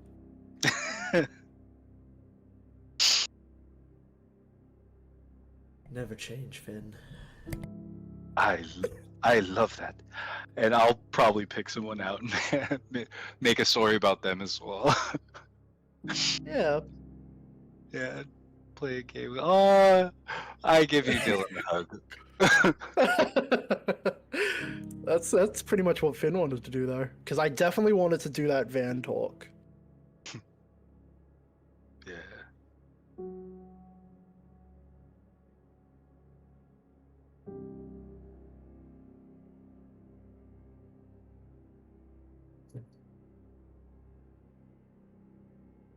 We all good, Emily? Yes, we are. So you can all take your long rests individually. And then come the next morning, we will start up again. But first, we're going to take a small little break. A selfie?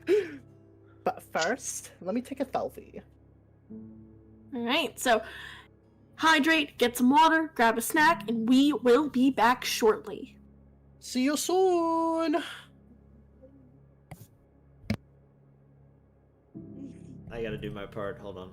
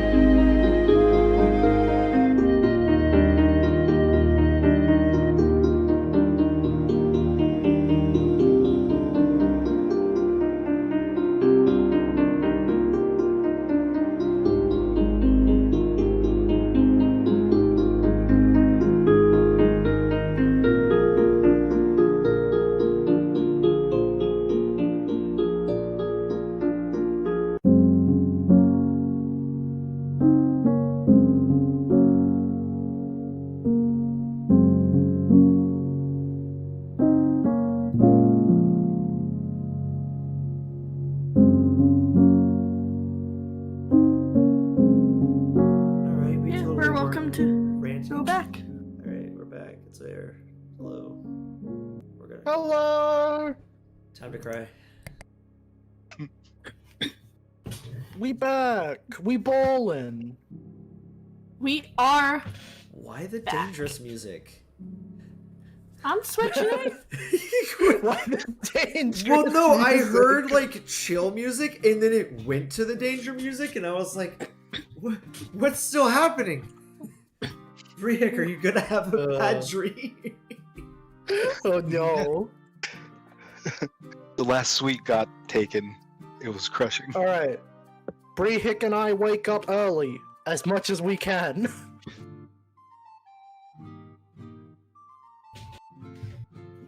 Okay, you wake up early. Do we see Van returning from the forest? Do we see... He would have returned in the middle of the night, so he would be in his room trancing. Okay. Yeah, only 4 hours, but yeah, I don't know how early that would be considered with how late I was out, though. So that's How good is Bree Hick at waking up? He wouldn't have really that much of an issue. Okay, What? good. You just see Muffin like She's not stretch. Lucian. Yeah. Muffin stretches, sort of like cat-like, and accidentally rolls off the roof. Oh my god. Catch. You would see as she's like falling, her eyes shoot open, and she like jumps on the roof and like does a little like cross jump, landing safely. Feather fall. No, slow fall. A level Slow 4. fall. That's what I meant. Yeah. Oh, it's... Good morning, Finn. she double jumped like she's in Super Mario Galaxy. Yeah, she looks up at you very confused and just says, "Oh, that's what she meant. She always said that one day I'd fall off a roof and figure out how to protect myself. I get it now." Wait. Was this something not- you haven't done before? Never. I always fall on my face. And you haven't died yet. No. I nod to myself, understanding. This is how monk work. Huh. There's a lot to You're learn. you're trying to be a monk too. Do you want to do it? I hold my hands open. I'll catch you if you fall. Not right now. I'm perfect. Oh, yeah, just still waking up, you know. How are you gonna get down? Well, once you're down there, I will probably crawl my way out. How did you get up I'm there? already down. I jumped. No, but how did he get up there? Probably. I held him Yeah. because he's a small creature. I could lift him up. How far is the ground? It's a 2-story building. Do you want me to jump back up and jump down with you?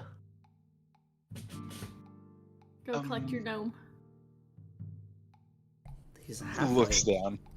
Looks up at you.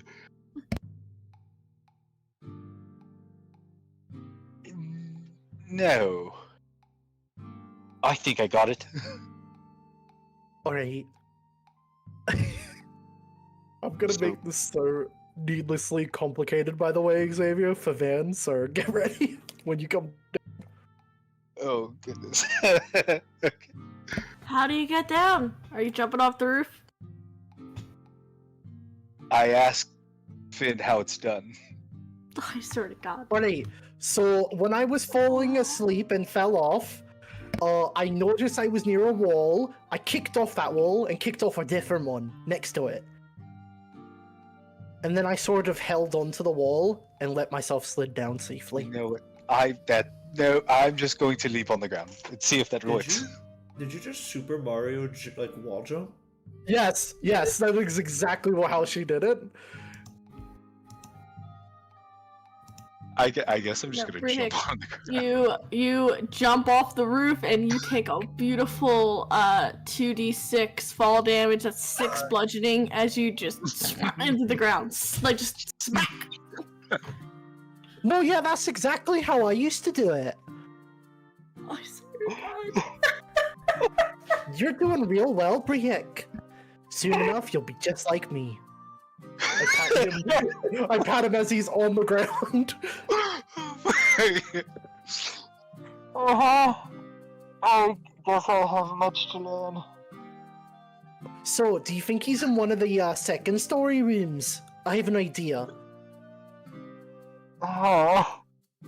Okay, do I see any windows on the second floor? You do. I come out. Cool. I use my ring of jumping to cast jump, and I jump straight up, trying to look into the window.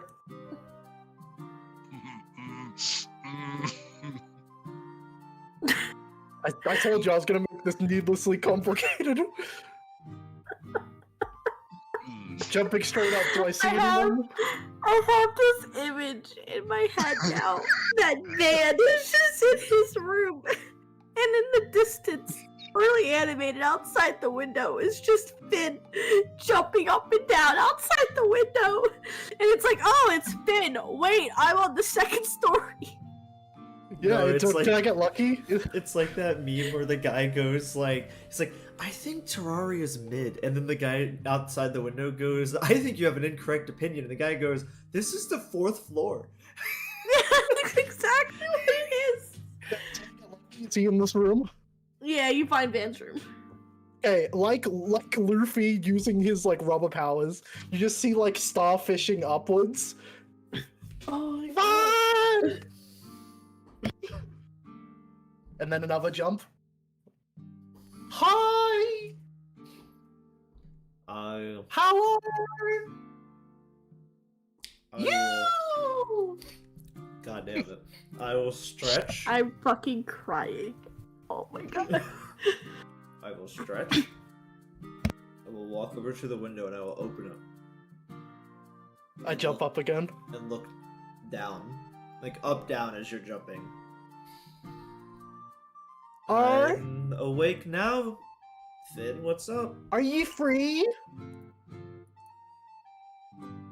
Looks back in the room. Looks outside. I mean... I guess? I have to ask, how does Brehek look? Does he have like a nose? Like, is his nose bleeding or is anything like that? Do I just like look out and like notice Brehek just like face down in the dirt? I got up. I got up There's a shortly after. Brehek indentation in the ground. Oh yeah, and there's probably a bit of mud on my front side. Yeah. You all are up early. Yeah, we wanted to do something with ya. Alright. In what capacity? Come on down and we'll tell you. Right now? Oh, would you rather me jump up and get ya? In the background. Hello, Van. Wave. I waved to Brehek. Hello, Brehek. Well, let me get breakfast, I guess? Is that alright? I looked to Brehek. Is that allowed? Should we add getting breakfast part of the part of the fun activity? You know what? That sounds like something I could go. You're not hungry? Yeah, I grab Brehek's like shoulders and shake him. We're all cooks. We couldn't make our own breakfast. To be fair, I'm only making the treat things. Probably some meat today. You're not allowed to get breakfast. We're getting breakfast together. Well, no, but we paid for breakfast, and by we I mean Zelina. She paid for breakfast yesterday. She's like one of those like kids that is currently vibrating out of excitement. She's looking at you. Just come into the tavern. No, you come down here. I can't do that without going into the tavern. Van. I'm gonna go get breakfast inside. Do you want breakfast inside the tavern, Muffin? Van. Are you allergic to taverns, Muffin? I don't think he wants to hang out with us, Brehek. That is not at all what I said. You can come inside with me. I think he hates us, Brehek. Oh my fucking god!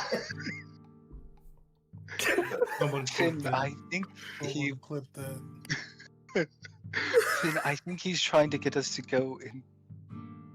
Oh, you're necking him. Got it. I hide my face like with my hand and go and wink. he whispers, like he nods subtly and then just looks. He's like, "Oh, of course." We Well, understand. You know Fan. I can hear you from up here with your conspiring, yes? No, you can't. He says really quiet under his breath. Look at you. His eyes widen and he looks at Finn and he's like, "I think I blew it." You It's sure okay. did. I don't mean- I'm going downstairs. Are you coming with me downstairs? I nudge Finn. I'm like, "Come on, let's go." Okay. I will go downstairs with Trestle to meet them inside. Jessel walked away from that exchange a while ago. Oh no, he's coming back for Tressel's not breakfast. there. Holy crap.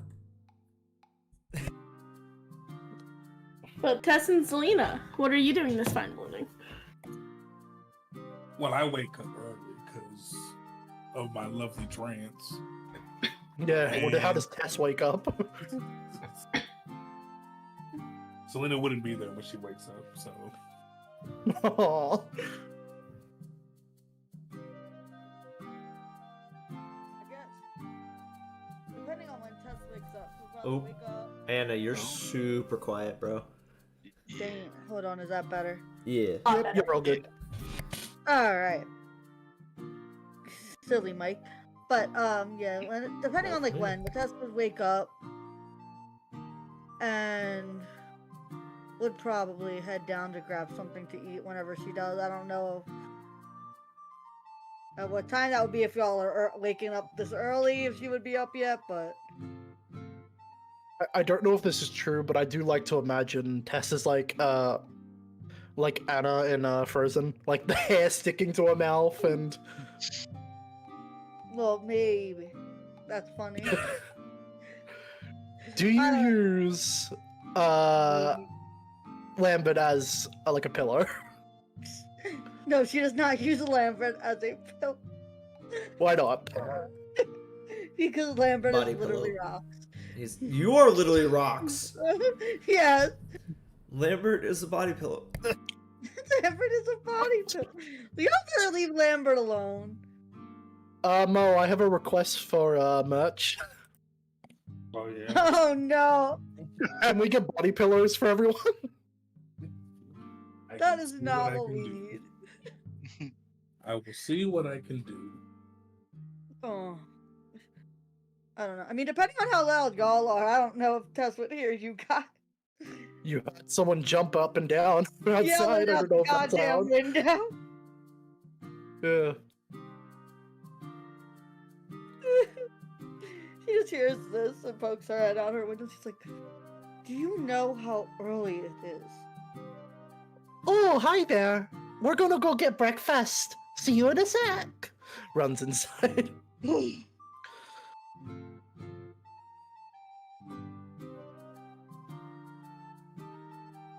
I really like this ring.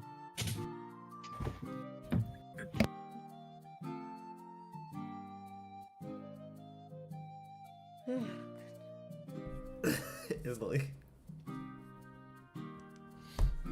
I'm gonna use my ring of There we go. Now I'm talking. riddles.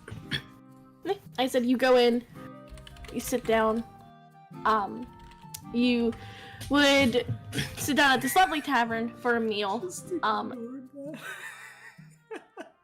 I was fixing my audio. Did you say something? So Oh, I use jeez, my he ring used of his ring. riddles. Oh. I'm not looking up a riddle this second. Nope. As they walk up, I say, "Well, always runs but never walks, often murmurs, never talks, has a bed but never sleeps, an open mouth that never eats." Freehick? Damn! Me? I mean, he has a bed that never sleeps. You never sleep in the tavern. he also walks, technically. No, he runs a lot now, but that I've started training him. He walked I into the ain't my tavern. buddy. I've ran before a lot. It's not Brehik, I guess. I shouldn't say that. Oh. What's the answer? Does anyone else want to guess before I just say the answer? Oh, it's a riddle. Yes, it is a riddle. Alright, it's a riddle. Hi to Sarah. Wow. Ooh. Did you say it to Sarah? Because you were quiet. If you did. I didn't hear. Yeah. exactly. Abe, what is this? What's Oh. this? You sit down for some lovely breakfast.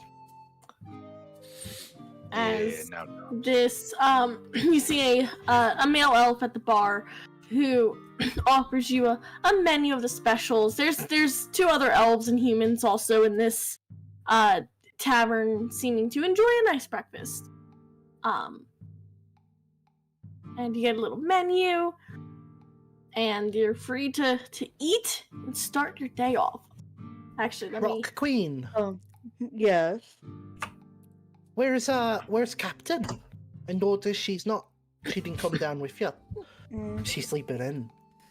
When I woke up, she wasn't there, but she started her trance when I went to bed, so I assumed she was up a while ago.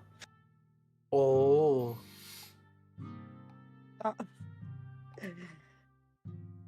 Tesla also explained over breakfast that she is now a sorceress for all intents and purposes. What do you mean you're a warlock? Also, for all intents and purposes, you don't just. Well, I don't want to say that, but you don't typically become a sorcerer overnight. She's like, for all intents and purposes, that is what I am and always have been. Is there a reason?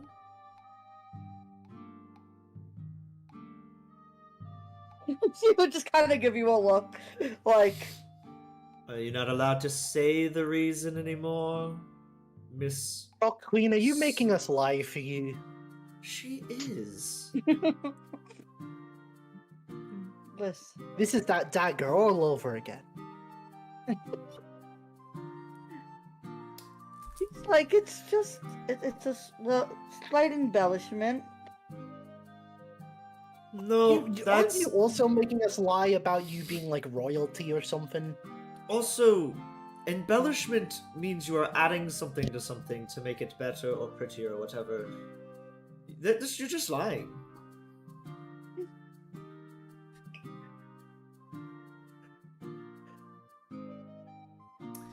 So, like- is it a sorcerer thing now? Did your sorcerer powers get mad at you for being a sorcerer? Van, Claire. no, you're talking about her dad, Van. I am Nothing. in code.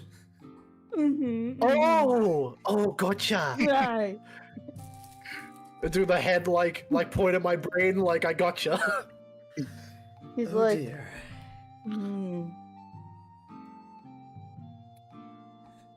You could say that. Did your sorcerer give you a spanking?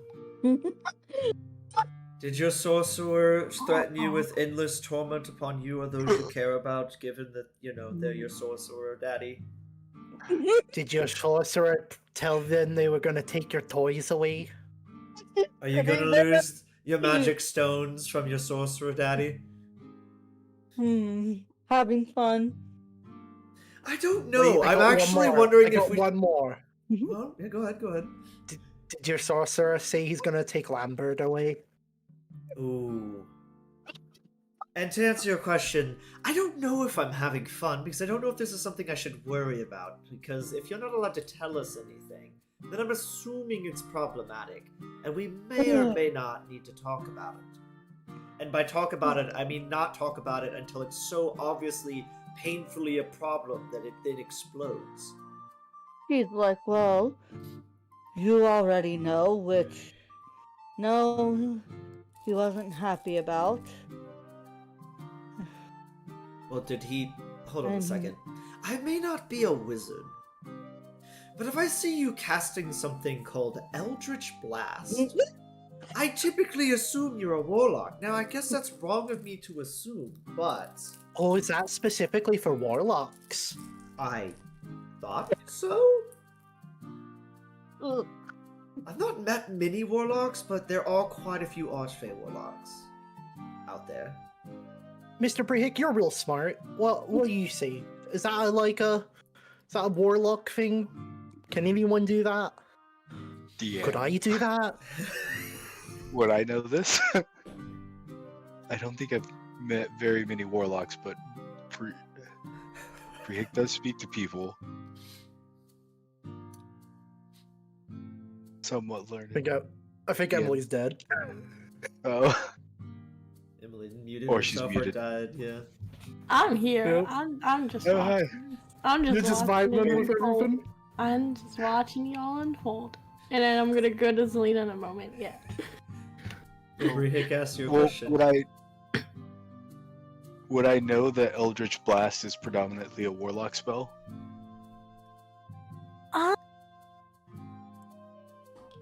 It's sort of like, it's not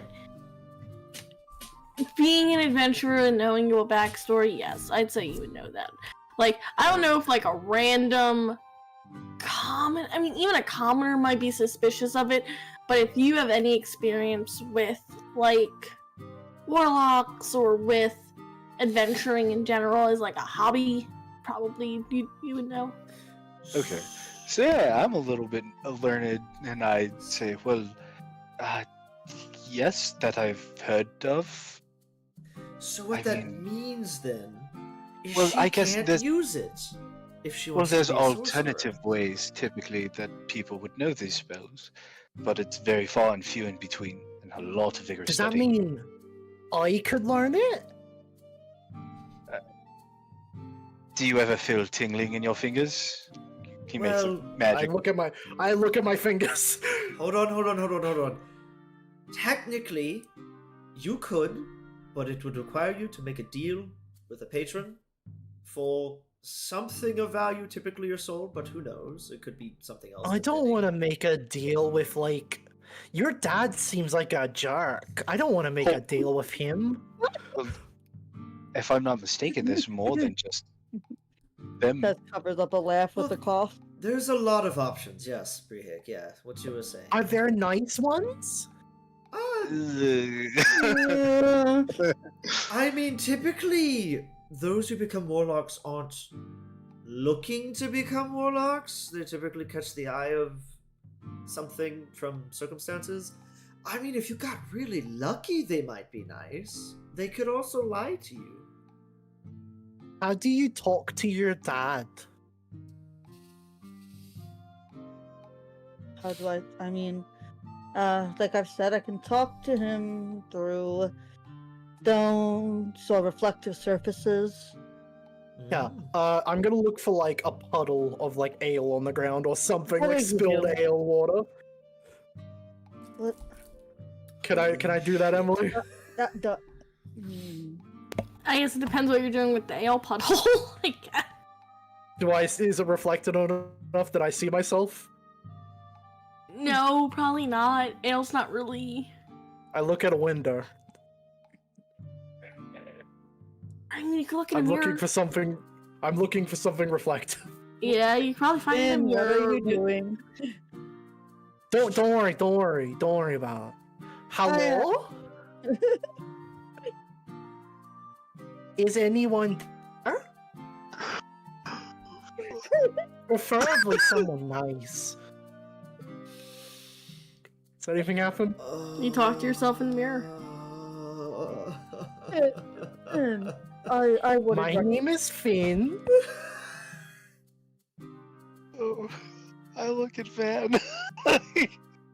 He just looks over, entertained, but slightly concerned, but more entertained. Like, It's a pleasure to meet you. Muffin, Very concerned because of the off chance she gets somebody to respond.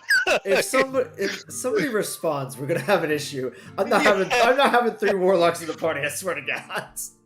We all I take would levels like of to warlock. learn We'll how not to get first. punch from afar. Is that okay? Hello? Finn, Hmm. they Finn. typically reach out to you That's true. Oh, okay. in happenstance, yes? I gotta keep an ear out for voices in my head. Got I wouldn't Hmm. go making deals with voices in your head without thorough investigation. A lot of the times, they know that there's something that you want. Yes. And I wouldn't trade your soul or your looks or whatever a patron might want for something superficial like a cantrip or something mundane. You know what I mean? You gotta really need it. You can trade your looks? Like what, would I become invisible? No, they would probably make you uglier or rip off your face later in life. It really depends. Archfey can be weird, but not just Archfey. Oh, you ruined me. She hears you say rip off her face and she's like, I could have a You're gonna have to repeat that. What? I could have a skull face? More like a muscly skull face, technically. Why are we doing It this? would not look That funny. had the same energy as that one I could be DuckTales called energy. Turbo? No, yeah, I it had wanted the to same call it- energy as the one dude who's like, I could have had this whole ass cool name, and it was like, I told Donald to write it down, and he's like, I could have picked Turbos. Oh my God. He just says, alright, well. I'll let you sort this out for a moment. I'll be back. We do have to go tell, or at least one of us has to go tell the mayor an update on all of the kerfuffle. I slammed the table. We had a plan, We Mr. do. Brehick, didn't we? We do. Mhm. Give me an hour while you sort whatever that is out. Or you could come with me. That is an option. What do you think, Mr. Brehick? We could do that. But That could if be in- if sorry, go on. that could be incorporated into our plan. Yes, that is true. But if we had an hour to ourselves, we could set up something too. As you are all discussing this, we're gonna rope it down to Zelina, Don't be shooting ropes. who Somehow not you took chaotic. an early morning walk to go to location 6, looks like. Mm-hmm.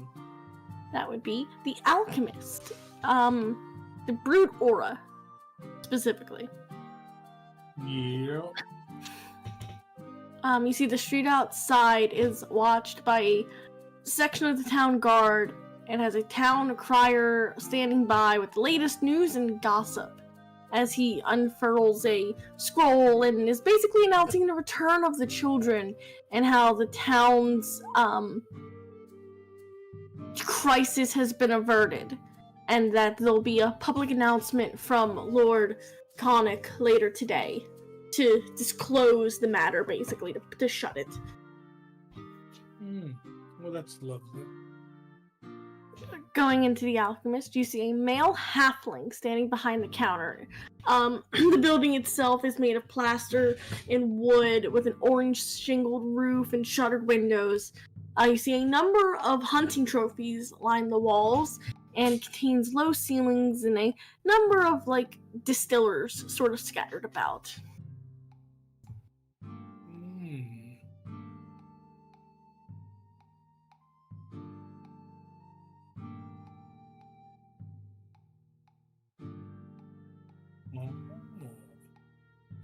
would see these specials.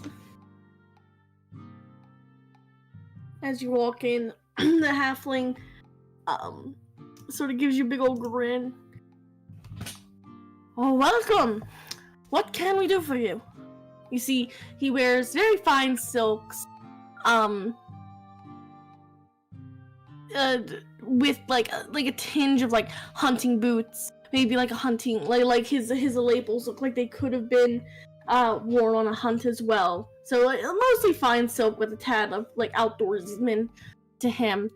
His black hair is sort of knotted and matted a bit in the back, but otherwise it's sort of pulled into this bun, and his voice is rather smooth, very level, almost unsettling. But he seems pretty happy that you're here. Well, that's good. I would like to haggle, if possible, for the potion of superior healing. How do you haggle? Well, as I kind of look at him, I'm kind of window shopping. I'm like, oh, what is that bottle right there? Here, let's see. Let's take a good look at that.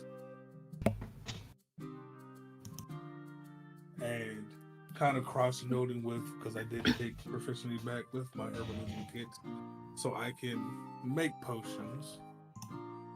I'm gonna try and say, like, this doesn't quite have the punch that it should be. It should have added more of insert medical herb, whatever. You're trying to critique his work. Pretty much, yes. He gets a little bristled at that. He's kind of like, I'll have you know that my brews are probably the best brews on this side of the empire, I'll tell you that much. Look, if you're only gonna just critique my work, who sent you? Was it Charlie? If it's Charlie, I'm gonna kick his ass. I believe you can actually kick his ass here, and it was Charlie tried to get me to come up here and kind of underswindle your wares, but I was like, unfortunately, I couldn't do that with merchandise here.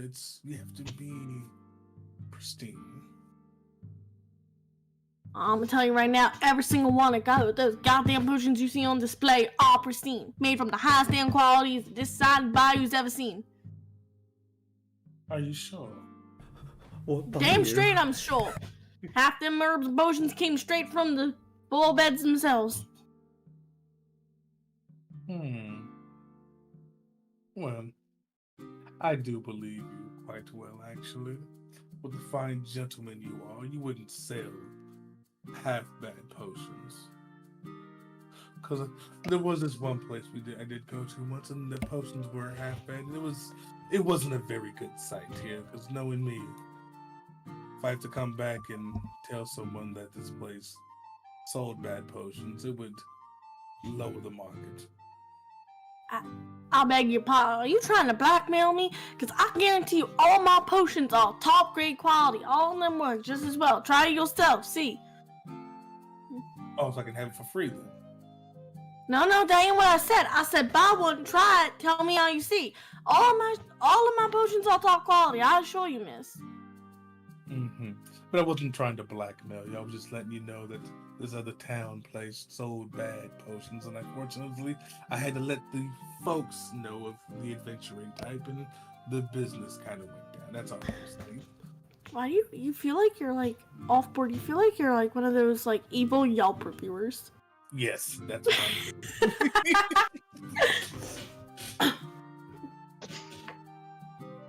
It's like, well, I take pride in all my work, so I know that you try one of my potions, guarantee success.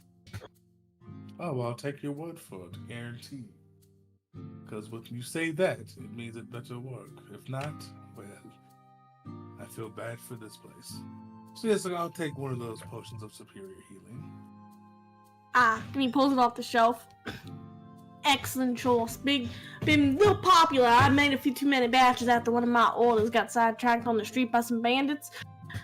So I had a few left over, so you in luck. I got one right here for 400 gold pieces.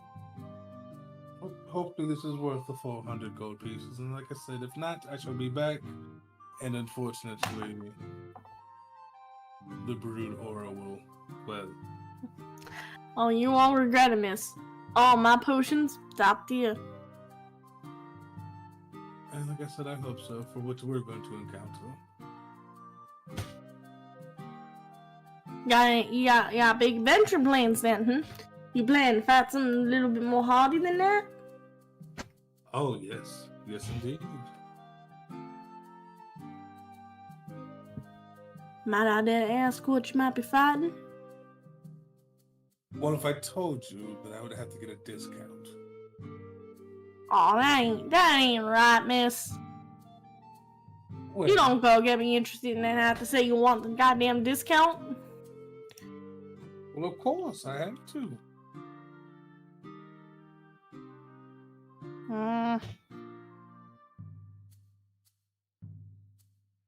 I can't do it, miss. I got a living to make.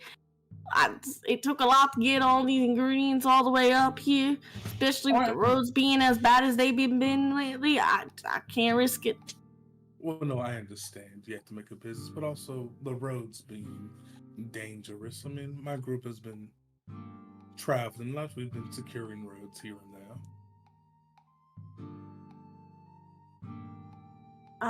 Now. Well, But, well, here's the thing, actually. Just because I like you, I will tell you what we are on the hunt for. And I need you, if you do come across anyone like him, you need to get the word out to myself or my group ASAP. So it's a he then. Boyfriend troubles? Oh dear, no. No, I don't have a boyfriend. But no, the troubles we're hunting down is this creature that likes to manipulate people with evil music playing and to have them do his evil bidding. Any idea what it looked like? I mean, we got a few venturers that come and go from our town once in a while. We see strange creatures like that all the time, both musically and non-musically. Well, yes, I can show you exactly what he looks like as I cast Minor Illusion of that evil wannabe bard Yanti.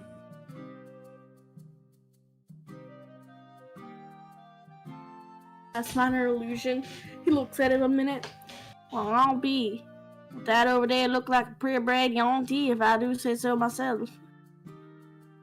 Yes, I've been tracking him for a while.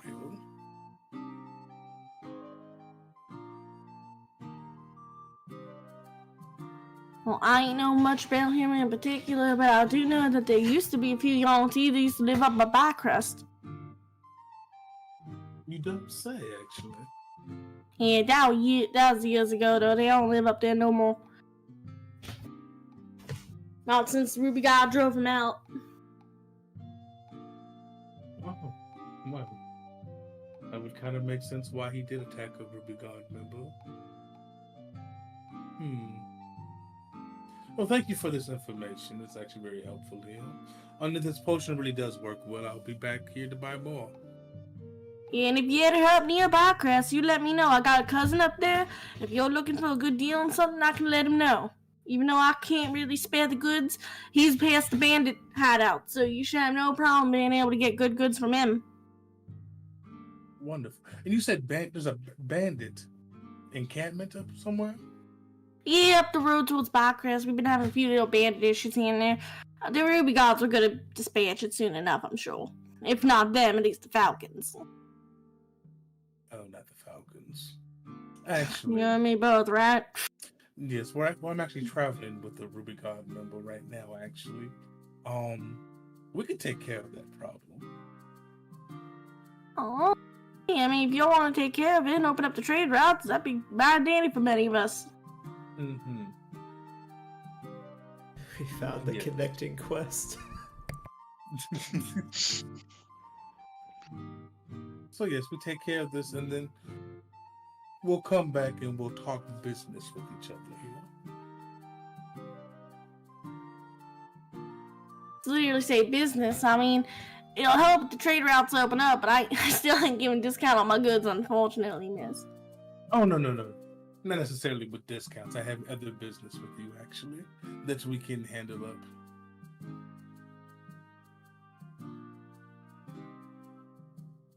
You see, I too am a proprietor of making healing potions as well.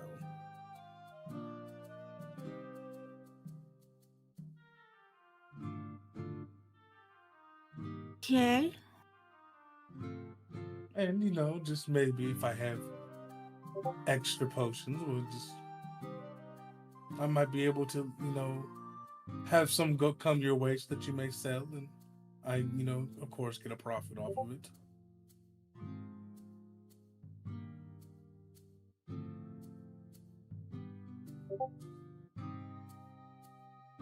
Well,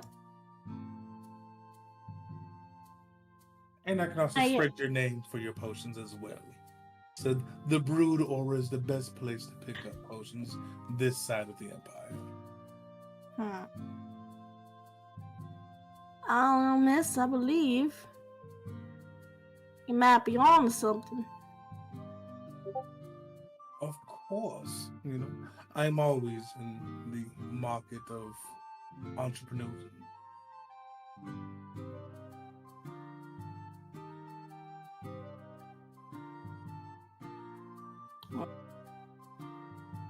If I do say so myself, we might be having a beautiful partnership then. Excellent. Once them roads are cleared, you send me a letter and we talk business. I can definitely do so. And one mention to another while we're out of here. I'd watch yourself around Bycrest a little bit. There's also been some strange rumors that some shady folk have been messing around them ruins lately. Oh, ruins? Oh yeah, the Loonrath ruins. You know about them, the whole big treasure hunt conspiracy and whatnot.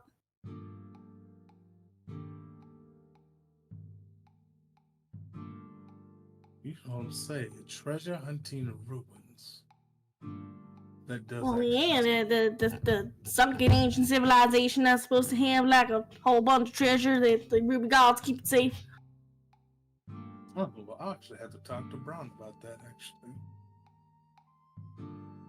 See if he might be able to get us access to it.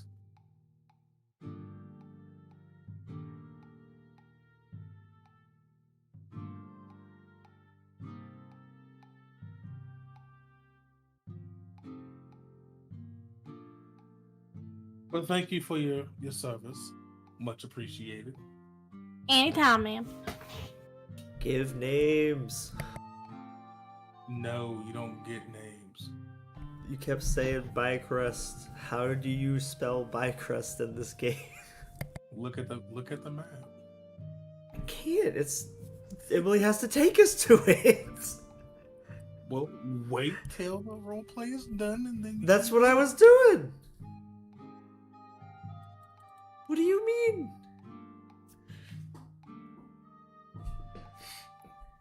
As you finish up what you doing at the Alchemist, what is everyone else doing? Waiting on the spelling of Bycrest. I bought a bison sandwich. I Do we- sidestep from there. From the we- meteor that. Do we need to buy? I thought we already paid for a meal. I don't know. Did we, Emily? It included the breakfast. That was just what the menu was. That's Okay.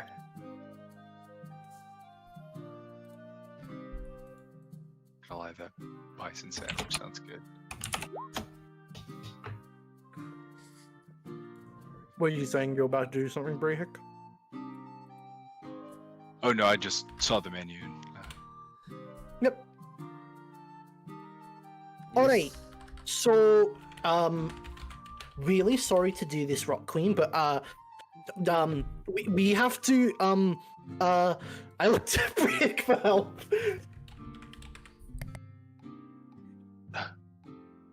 What? I whisper to you, what? We've got to go grab Van for our thing, but I don't want to be rude and, like, exclude her.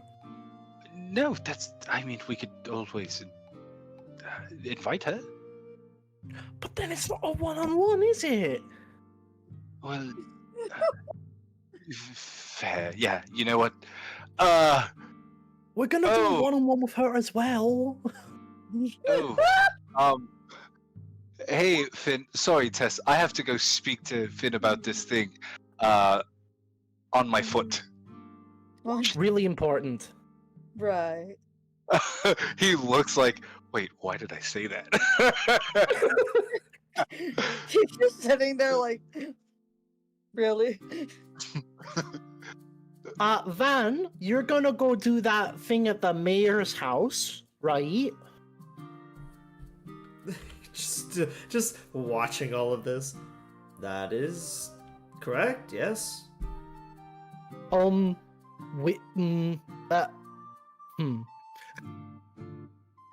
We will meet you there. Nod. Okay. She nods to herself.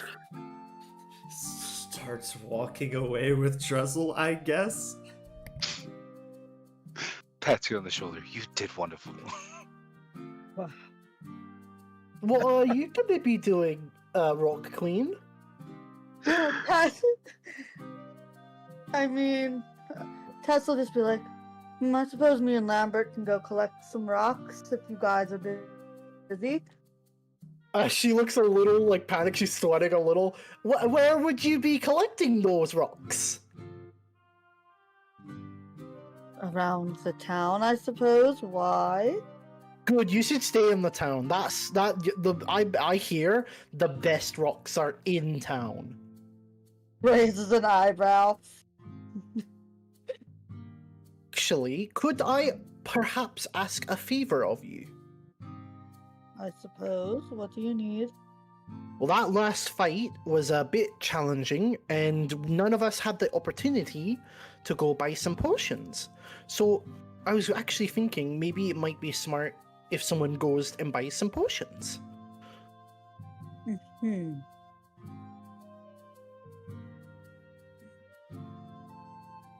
So, can I give you some money and you can get me some potions if they sell that here?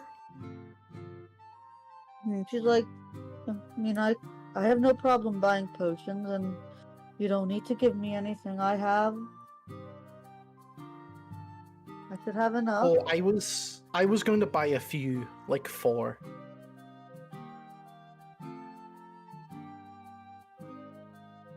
How many do you want? I was going to buy 4, so 4? that's 200. Alright. I thought they Do you want were me on to hand you the sale. gold? I don't know. I haven't been at the shop. Oh, that's right. You're not They're 50. psychic. They're 50 usually. She's like, hey, we can always worry about it after. I can grab And them.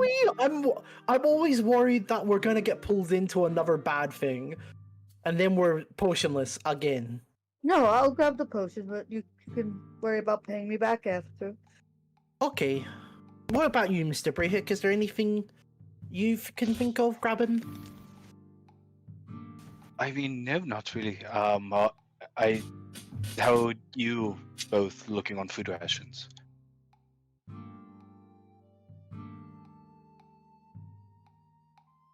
Well, Good. thanks. So, Van, Oh, I'm pretty hello? sure we haven't needed. Oh, hello. Hello. Sorry, did y'all hear what I said? Yeah. So, thanks to Van, usually we haven't had to use much of our rations, right? Oh, well, you know. Yeah, I guess really, I can't think of anything. Is that right, Mike? You have the thing that Yeah. helps us not It have to use lets- rations? Yeah. It lets 5 of us not have to use rations as long as we're in a place that has somewhat abundant food sources. Yeah, okay, cool. Well, Mr. Brehik and I have to talk about that thing we were talking about. Have a good day. Wave. Wave bye. Go off and talk. Cough, cough. Cough, cough.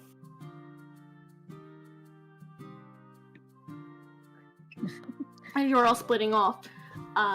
Yep. I need to know where everyone's going so we can. I don't think Brehik and I need much until Van's done, so we're probably going to be setting up, like, what, archery targets? Would that be right? Yeah. That's what I was like. Set Over in up the canned forests. trees or stuff. I would also like to set up a really shoddy, but like, you know, it's made with heart, like cooking station, because I think bonding over cooking with Van makes sense. Mhm. Take So time that's what setting they're all doing. that up. Tess, you're headed to can I- the Can I alchemist. roll something to see how bad it is? 'Cause you know Yeah. how I love rolls. Roll sleight of hand. She's just kind of like taking her skills to set it up. 16. Okay. Yeah, it's actually pretty decent. Impressive. Sorry to interrupt. Anna. I was just saying, yeah. Like, she'll make her way that way. Awesome. I will put you on the stores page so you can view what you want to buy. But let's see. But Van, you're headed to Lord Connick's place. Yeah. Oh wait, hold on. I didn't do that right. Hold on. There we go. Wait, where's Drizzle on the map? Where did you take I took him off. Why? Cause there's no reason. He's supposed to be here. How dare you? Which actually, I should change his HP on this sheet because technically his HP's at 25.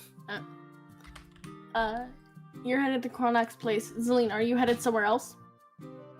Yeah, I'm at 7. Oh shit. Okay. So we'll get to 7 in a second.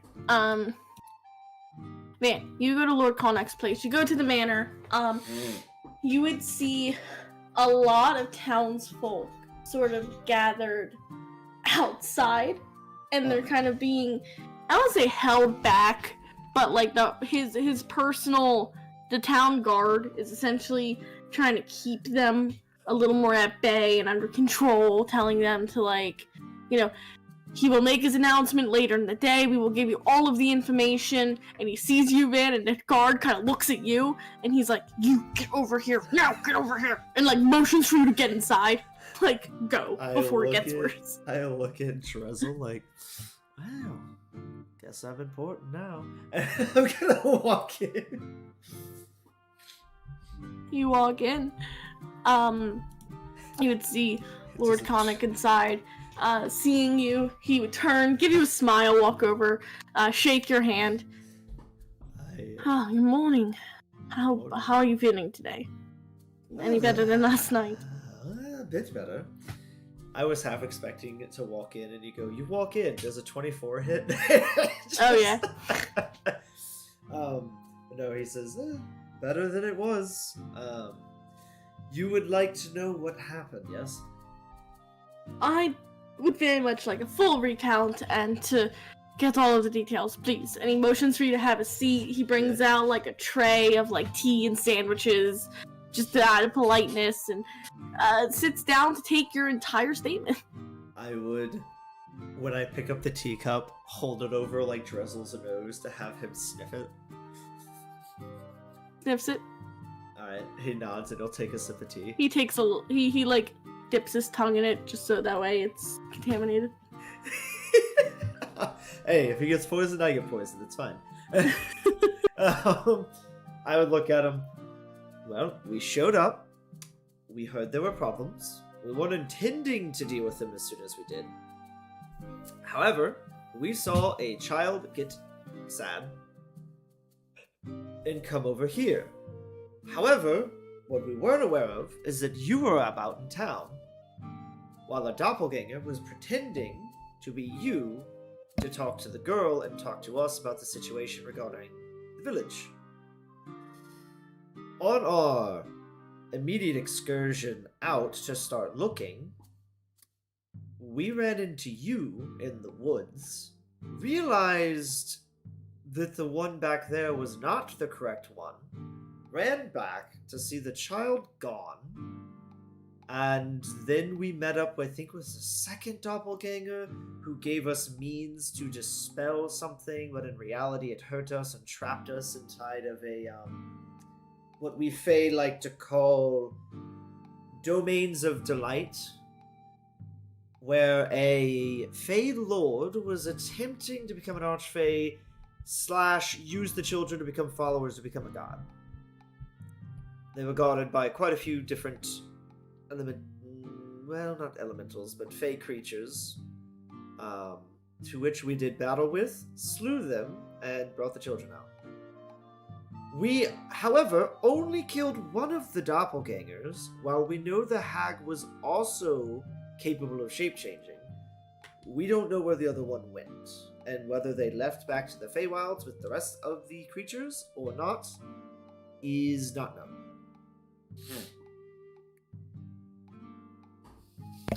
That's concerning, but Yes. something we'll have to keep an eye out for. But other than that, you can testify that the main threat was eliminated. Yes, the Moretti, the Putrid Hag, was dealt with, yes. Alright. Okay, I can make that work. You should not be in any danger, or your children anymore, to the best of our capabilities.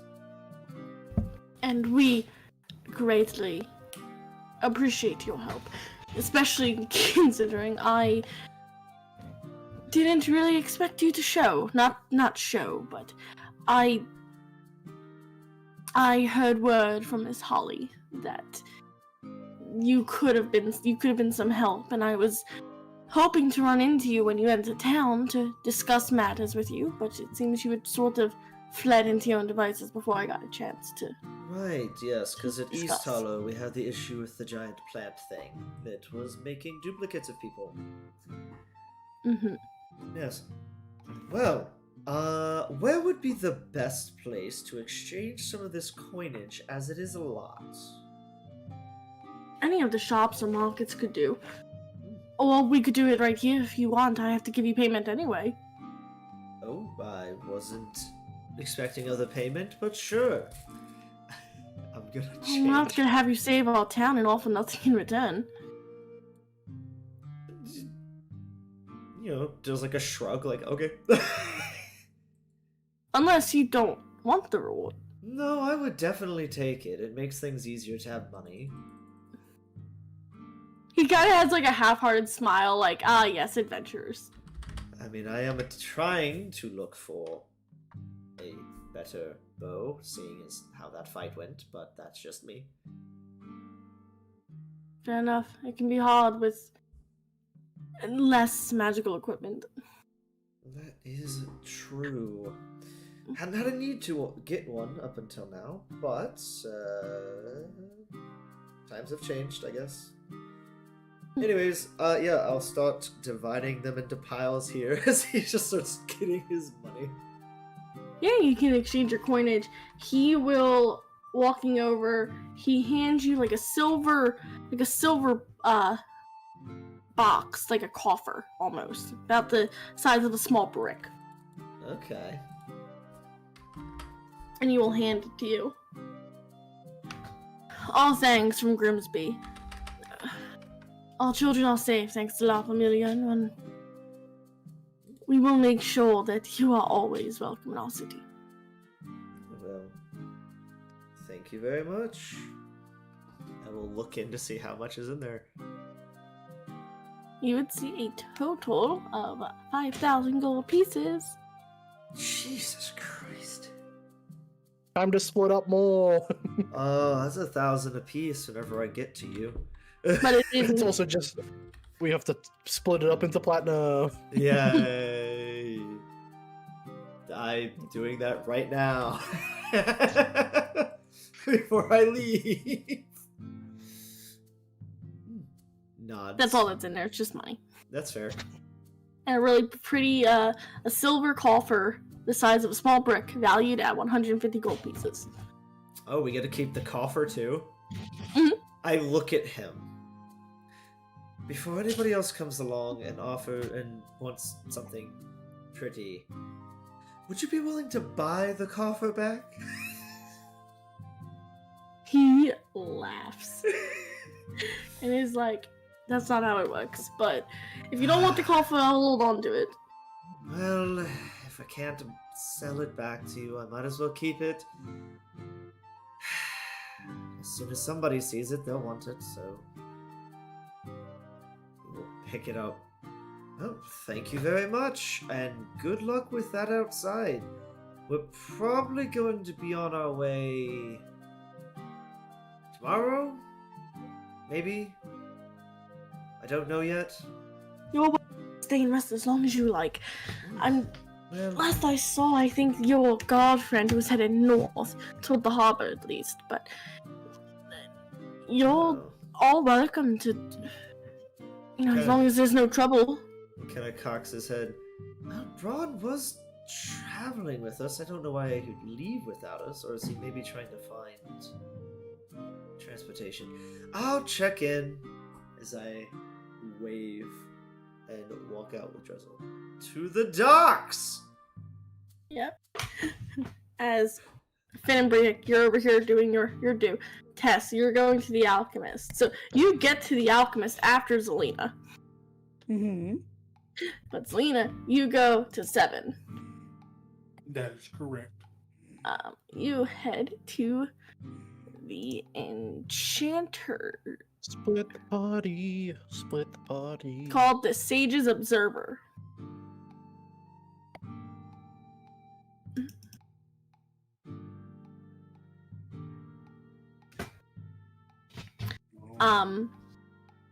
You see a wooden tower with a heather thatched roof and vines covering the walls and roof.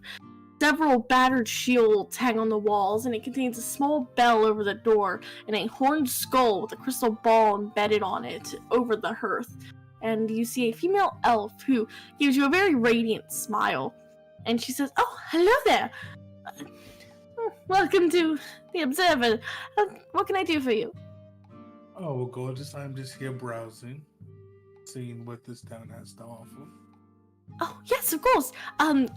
Sage's Observer. I'm Sage, by the way, if you didn't know that. So I'm Sage. Welcome. Let me know if I can help you with anything. We do have a little bit of the specials, you could say. I guess so I've been doing a lot of adamantine armor lately, so I can always offer a percentage off of that. Same with Mithril, but Mithril's not as easy to come by. I also have chain shirts available, 45 gold piece, a set. So if anything, catches your eye, let me know. Will do. Definitely let you know.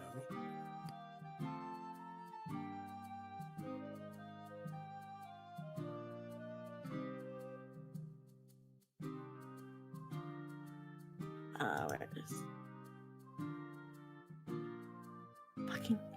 I love. This is like. You can tell I so ran out of steam at some point when making this. I gotta point that out here. Hold on. I made a handout that just says this. Nothing. You lose. Like, that threw me off. I had to stop. I was like, nothing. I'm like, what? I just ran. The only thing they sell is the specials. They look at you and like, that's it. What of it? That's all we have. That is, yeah. Basically, they can enhance your armor, or do those enhancements, but they're very expensive. Oh yeah. Like Mithril- extremely expensive. Mithril armor is expensive. Adamantine armor is expensive.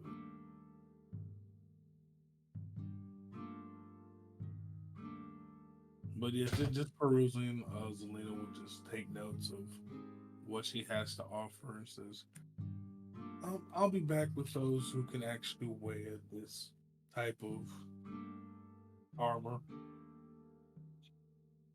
Yeah. Oh, sounds good. Look forward to seeing the others. Because you're coming back with others, right? You're not just saying that awkwardly in order to get out of the store. Well, I'm a bard. I don't really wear this stuff, but yes, I do have some compatriots that could potentially wear that stuff. Why do you not get that much service?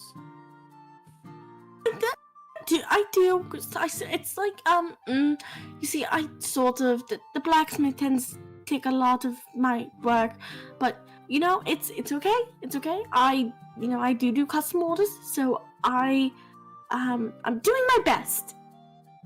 Mm-hmm. Now, when you say custom orders, is it just for the adamantine and mithril, or is it just in general?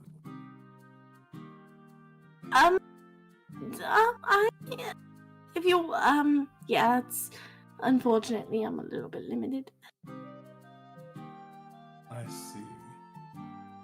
Like you don't work with leathers?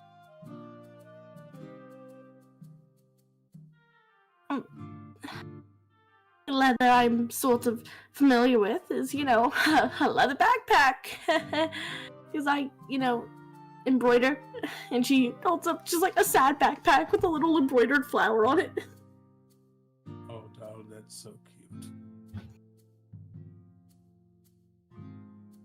You know what? Just because I like you, how much is it for that embroidered backpack? But you don't want this. It's my backpack. You don't want my old hand-me-downs. And she's like scrambling for something now. Like, what do I sell her?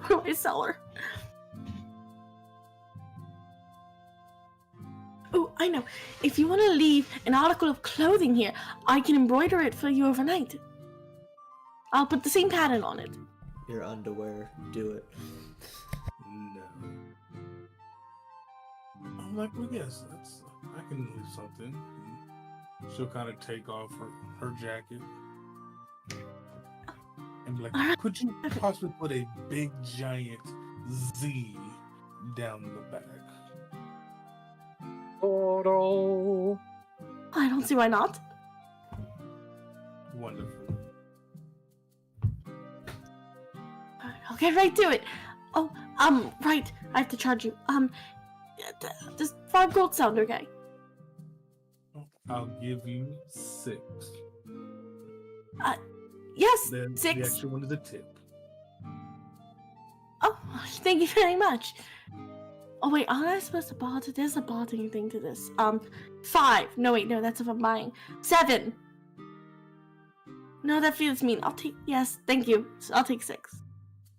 Mm-hmm. And you're doing wonderful. Thank you. She just kind of like meekly, like kind of just like, oh, okay, thank you, I guess. She is so adorable. And I will head out. You head out. Ooh, I never actually described her. She's very well dressed. Although her attire looks almost a little bit more timely, like a very long, like cotton, almost like a burlap dress with a neat apron. She keeps her auburn hair in like this very short pixie cut, and she has like a super like round freckled face with like bright green eyes. Nice.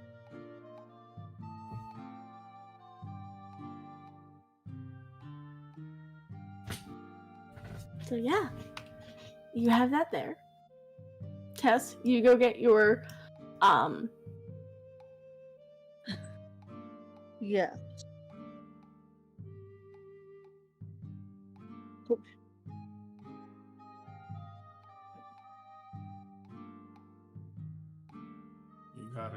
Damn power. Yes. Can I get fix one of the superior ones?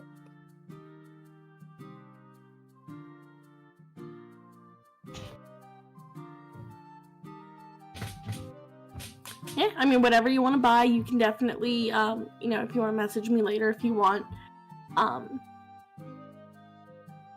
It's up to you, but yeah.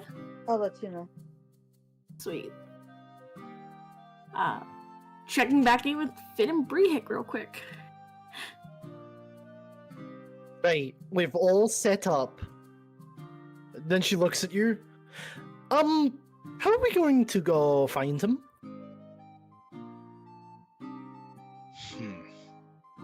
You know, I had forgotten about that part.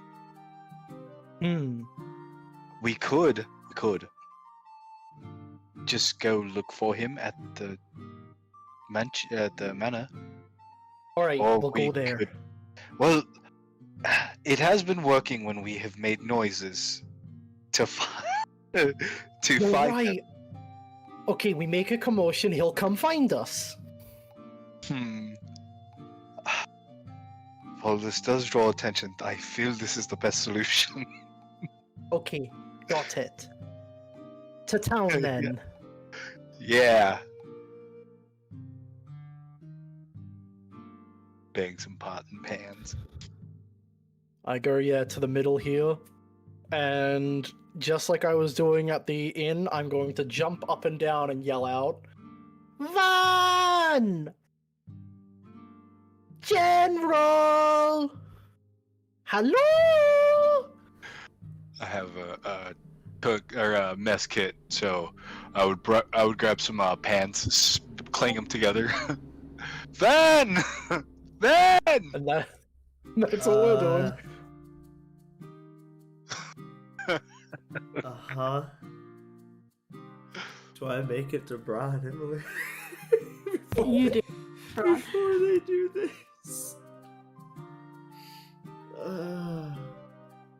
Is Bron at the docks? Is he a boy on the dock? Boy in the dock. Boys on the docks. That's it. Yeah, you head you head towards the harbor. Let me pull up my thing real quick. Yep, so you head towards the harbor that's known as Kingsport. It is a very bustling harbor / like trades port, and you look around for Braun. You don't really see him there. Asking around, I'm sure they would tell you, like, if you're like, oh yeah, Ruby Guard, right? They would point you in the direction of this like farm up here. Uh-huh. And essentially you would see Braun basically helping this like little farming family, trying to either help with the fields or moving like hay to and from. You know, I don't want to bother him. He's living his best life. Also, how many badges do I need to use a boat up that waterfall? I'm not, no. Oh, come on. We've got 3 so far. Anyways, yes. What's up? But yeah, I mean, you take your lap around. I feel like you would hear the commotion. Eventually, making your way back down. I would start to make my way over, I guess. To them. Do you see him, screaming in the distance? Cling, cling, cling, cling. Van! Yes. Oh, Stop jumping. Turn around. Only been an hour, for 1. 2. What are you doing? We're looking for Okay, you. are you ready? He looks at, like, he's like stuck between answering Brehik and Muffin. He said, "What are you doing?" "Looking for you." And he's like, okay. And then he looks at Muffin. "Ready for what exactly?" Our day. Looks at the sky. Mhm. Yes. Well, I come looked- on. I look to Finn. Yeah, I look to Finn to like, and look at Finn, and I grab his like right hand or whatever side I'm on, and start walking. I grab his left.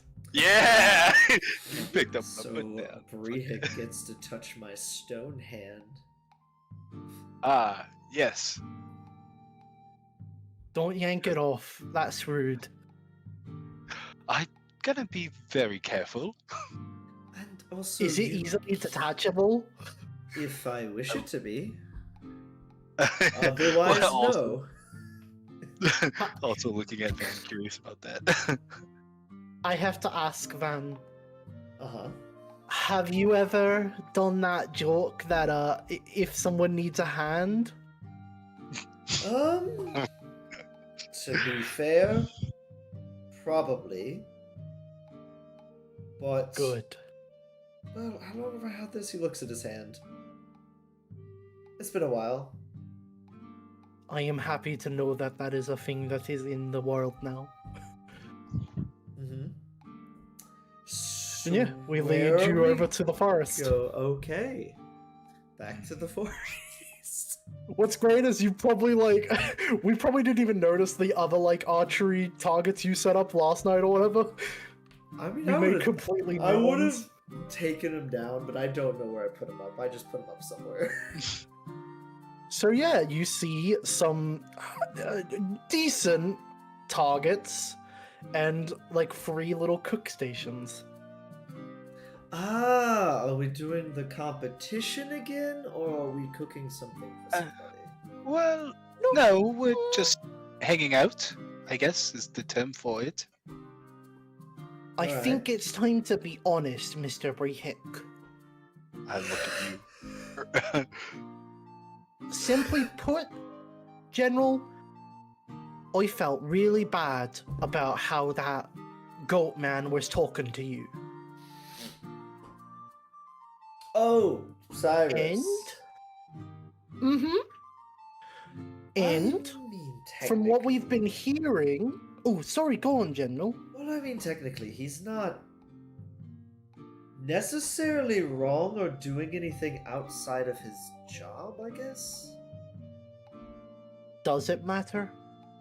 From what we've been hearing, you're not nearly as important as you should be to your family. Nod. And so- he kind of just is like, well, I guess it depends on the situation. Continue. Well, we wanted to show you that you were important to us. Oh, well, that's very nice of you. Instead of "and van," you're our van. Nod. Gives you a big hug. Well, I Finn motions Look for at- you to join in. look at Muffin like, well, I'm not into dudes or 3-way relationships. Whoa! Hugs. You can act gross all you want. It's a Chuckles. defense mechanism. Chuckles, pat. I mean, you never know. You honestly never know when somebody is flirting with you or I- somebody is being nice. Or genuine, I or was- whatever. I imagined that I was I was hugging you, and then you said that, and I let go, and that's when Finn hugged. Like, nope. Oh, that's funny. It's a defense mechanism, Mr. Brehik. He's just gonna say something like that all the time. Oh, He's you actually- snide dog. He's actually really happy right now. If he was a dog, his tail would be wagging. I looked at Dressel. Tighter hug. I just look at Drizzle like, I'm not going to correct them on anything they're saying, I guess. We'll just let this be. Like, They're not entirely wrong. whoa. I didn't cast. Now- I mean, woof. I didn't cast. Yeah, I didn't cast Speak with Animals. What? Oh, He could talk. my bad. Woof. Oh my bad! Do we all hear this? No. I'm kidding, yes. You all Oh my Oh, god. that would have been great. Just I look over at Drizzle like, huh? what?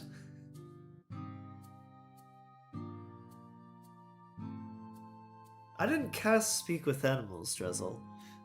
Oh, I'm sure we all understood that. Understood what? I missed Wait, it. you said What's going on? Emily, you said that we all could hear it, or when you said that? Did I? You did. 100%. We have it on recording. Okay. No, she totally said that, but I'm playing Finn that didn't hear it because Yeah. I'm aware. Finn, Drizzle just spoke. Oh, you guys using that spell again? No, not this No. time. In clear I feel common. left out. She I crosses her Finn. Walk over. If you do not detach yourselves, you will be dragged with him as I kneel down in front Absolutely. of Drizzle. And I'm like, there's something you want to say, bud? That I should know? Uh-oh. Fourth?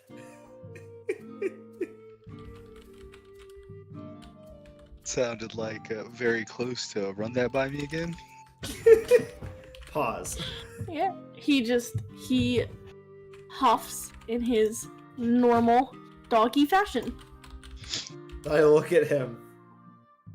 I also look at him. This isn't something you can huff and just sweep under the proverbial rug. Drizzle.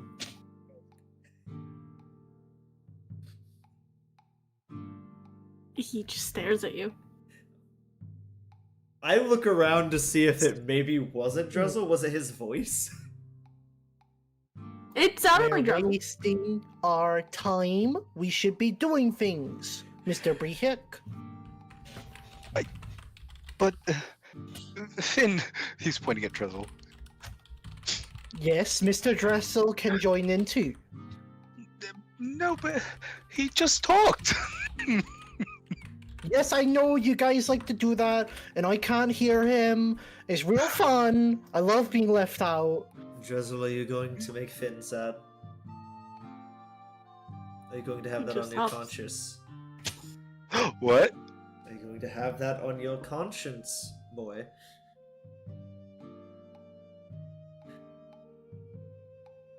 This isn't over. I look at Drizzle. Oh, I thought Emily said something. She said No, he he just huffed. huffs. Oh, And gotcha. I will stand up, making eye He contact does. the whole way. Give you this look as you stand up. Uh-huh. You don't hear anything, but you almost swear there's this like unspoken, no one will believe you. I had Brehik with me! You were not gaslight Brehik into thinking you didn't talk. I am very wise.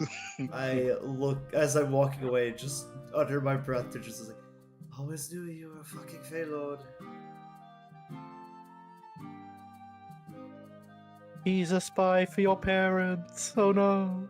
I don't think so. Because he saved my life, and that's not something my parents would do. Anyways.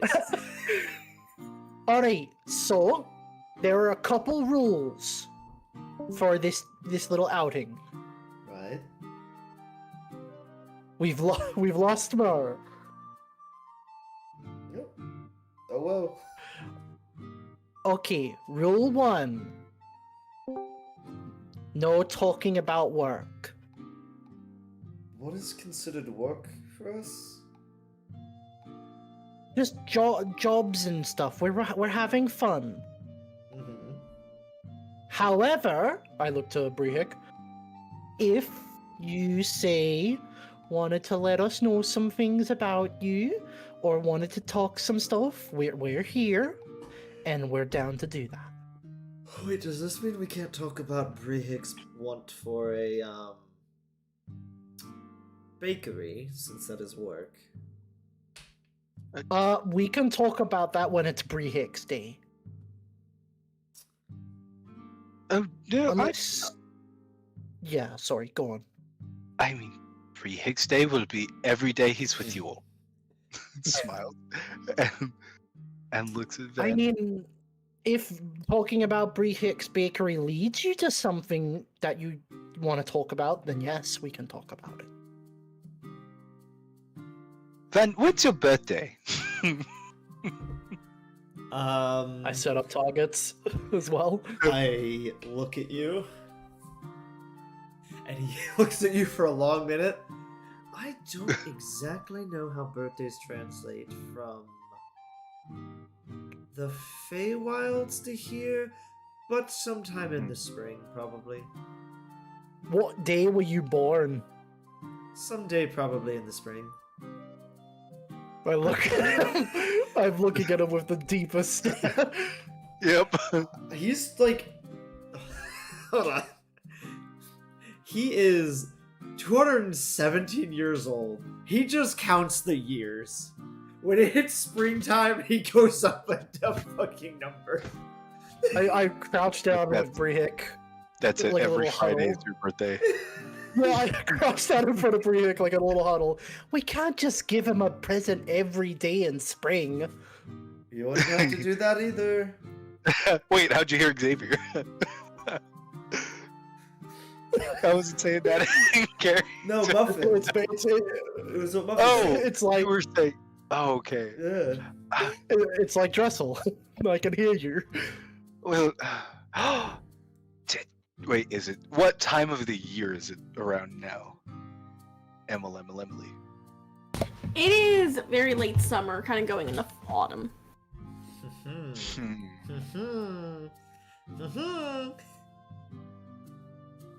Well, he did say it was Actually, no, I sometime think in it is. I think it's early or mid. It's early summer, actually. I'd have to check. We could make today his birthday. If it's Summer. earlier, Didn't you say spring? Oh, spring. Yeah, fuck, you're right. Summer would be my sister. Putty. I'm just gonna pat Brihik's head. That fall really did something to you, bud. No, it didn't. I just... I got confused for a second. Don't tease me.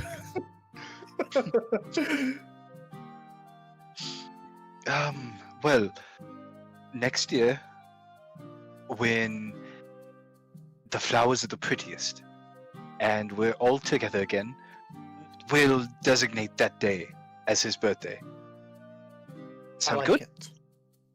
Yeah. Smiles and gives you a hug. Oh, and don't worry, we heard you, General. We're gonna have a day for Zelina. Don't you worry. Mhm. No, hers is in the fall. Well, But you mentioned that her birthday is close, so yeah, don't worry. I mean, We're having a day for her. In the fall, it's still summer. are you I older? Or is know. she older? I am the oldest. Oh, okay. Oh. She is technically the youngest. Really? Yes. Hmm. When she makes the statement of daddy's little princess or the favorite child, she's not lying. That is a thing. Wow, no wonder you got the bottom end of the barrel, my friend. Just looks at you very stoic and like Just raises kind of- an eyebrow.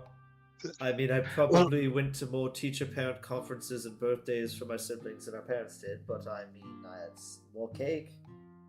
oh. Ben places a hand on your shoulder, sort of leaning up. I was the middle child. I understand what it's like to not be looked at. Oh. That's a very Anywho. odd thing to say. Anywho, pick up your bow, get ready. We're gonna talk and shoot. Right? I thought we were cooking. With the cooking stuff you Not set yet. up? We're Gotta- gonna do this first and then cooking. Work up a good appetite first. Alright, I guess. Yeah, and as you settle in to have a fun van day, you could call it, Zelina makes her way back to the tavern. Yeah, she's outside the tavern. kind of like sitting, watching the people. I was gonna say she could hearing- probably totally hear us. And they're probably hearing the bowstrings, flying into, the targets and everything. And, she's just chilling, waiting. She can hear like really worrying, like, Mr. Brehig, here, shoot the ball at me. I can catch it. I can catch the arrow. Do it. No. This is highly unsafe. Van, shoot. I can No. catch it. Alright. And as you are settling in to enjoy your time in Grimsby, we're going to end it here for the night. Woo! Did you like your day, Van? He's yes, but he's also like I'm not sure how he should take it because he's like I've known these guys for like a month. This is nice. Let's like he's like this is a vibe. This is a pretty. It hasn't been a month. It's only been like. It's been a month. Actually, hold on. No, We've it's not. traveled for multiple days. From the first town to the second town. I'm gonna was- do math. Hold on. Oh my god. Well, yeah, I got hit by It was I like got hit by the arrow. yeah, a little bit, not all of it, just a little bit, Yeah. just 3 damage Because it was like 12 something days to get from the first town to the next town. to East Hollow, and then it was like 7 or 10 days to get from East Hollow to Grimsby, and we've had a No, couple East of days- Hollow was only 4 days. We've had days off too where we slept. We didn't like leave immediately. And if Yeah, you but count even the then, it's only days, been, like- if you count the days in the prequel or the whatever we want to call it, it's like a month. It was 13 days to East away. Hollow plus 4 days, so that's 17 days. Give or take a few days on a hand, it's still less than a month. No. Feywild time. Feywild math. Thank y'all for watching. That's Oh right. my gosh. Whoop, whoop, This was very much a chill session. Just wait till next hope- week. Yeah, where we find out that Selena is now a warlock. It's gonna be great. Oh, Yeah. And we will also see you later this week on Friday for our special hub chat, and then we will also see you twice next week. Once for game and once for Kraken week. Woo woo! Kraken! Release the Kraken. Have a wonderful night, everyone. Did we decide on what we were doing? I told you I have it under control. Have a good night, guys. Signing off. Bye!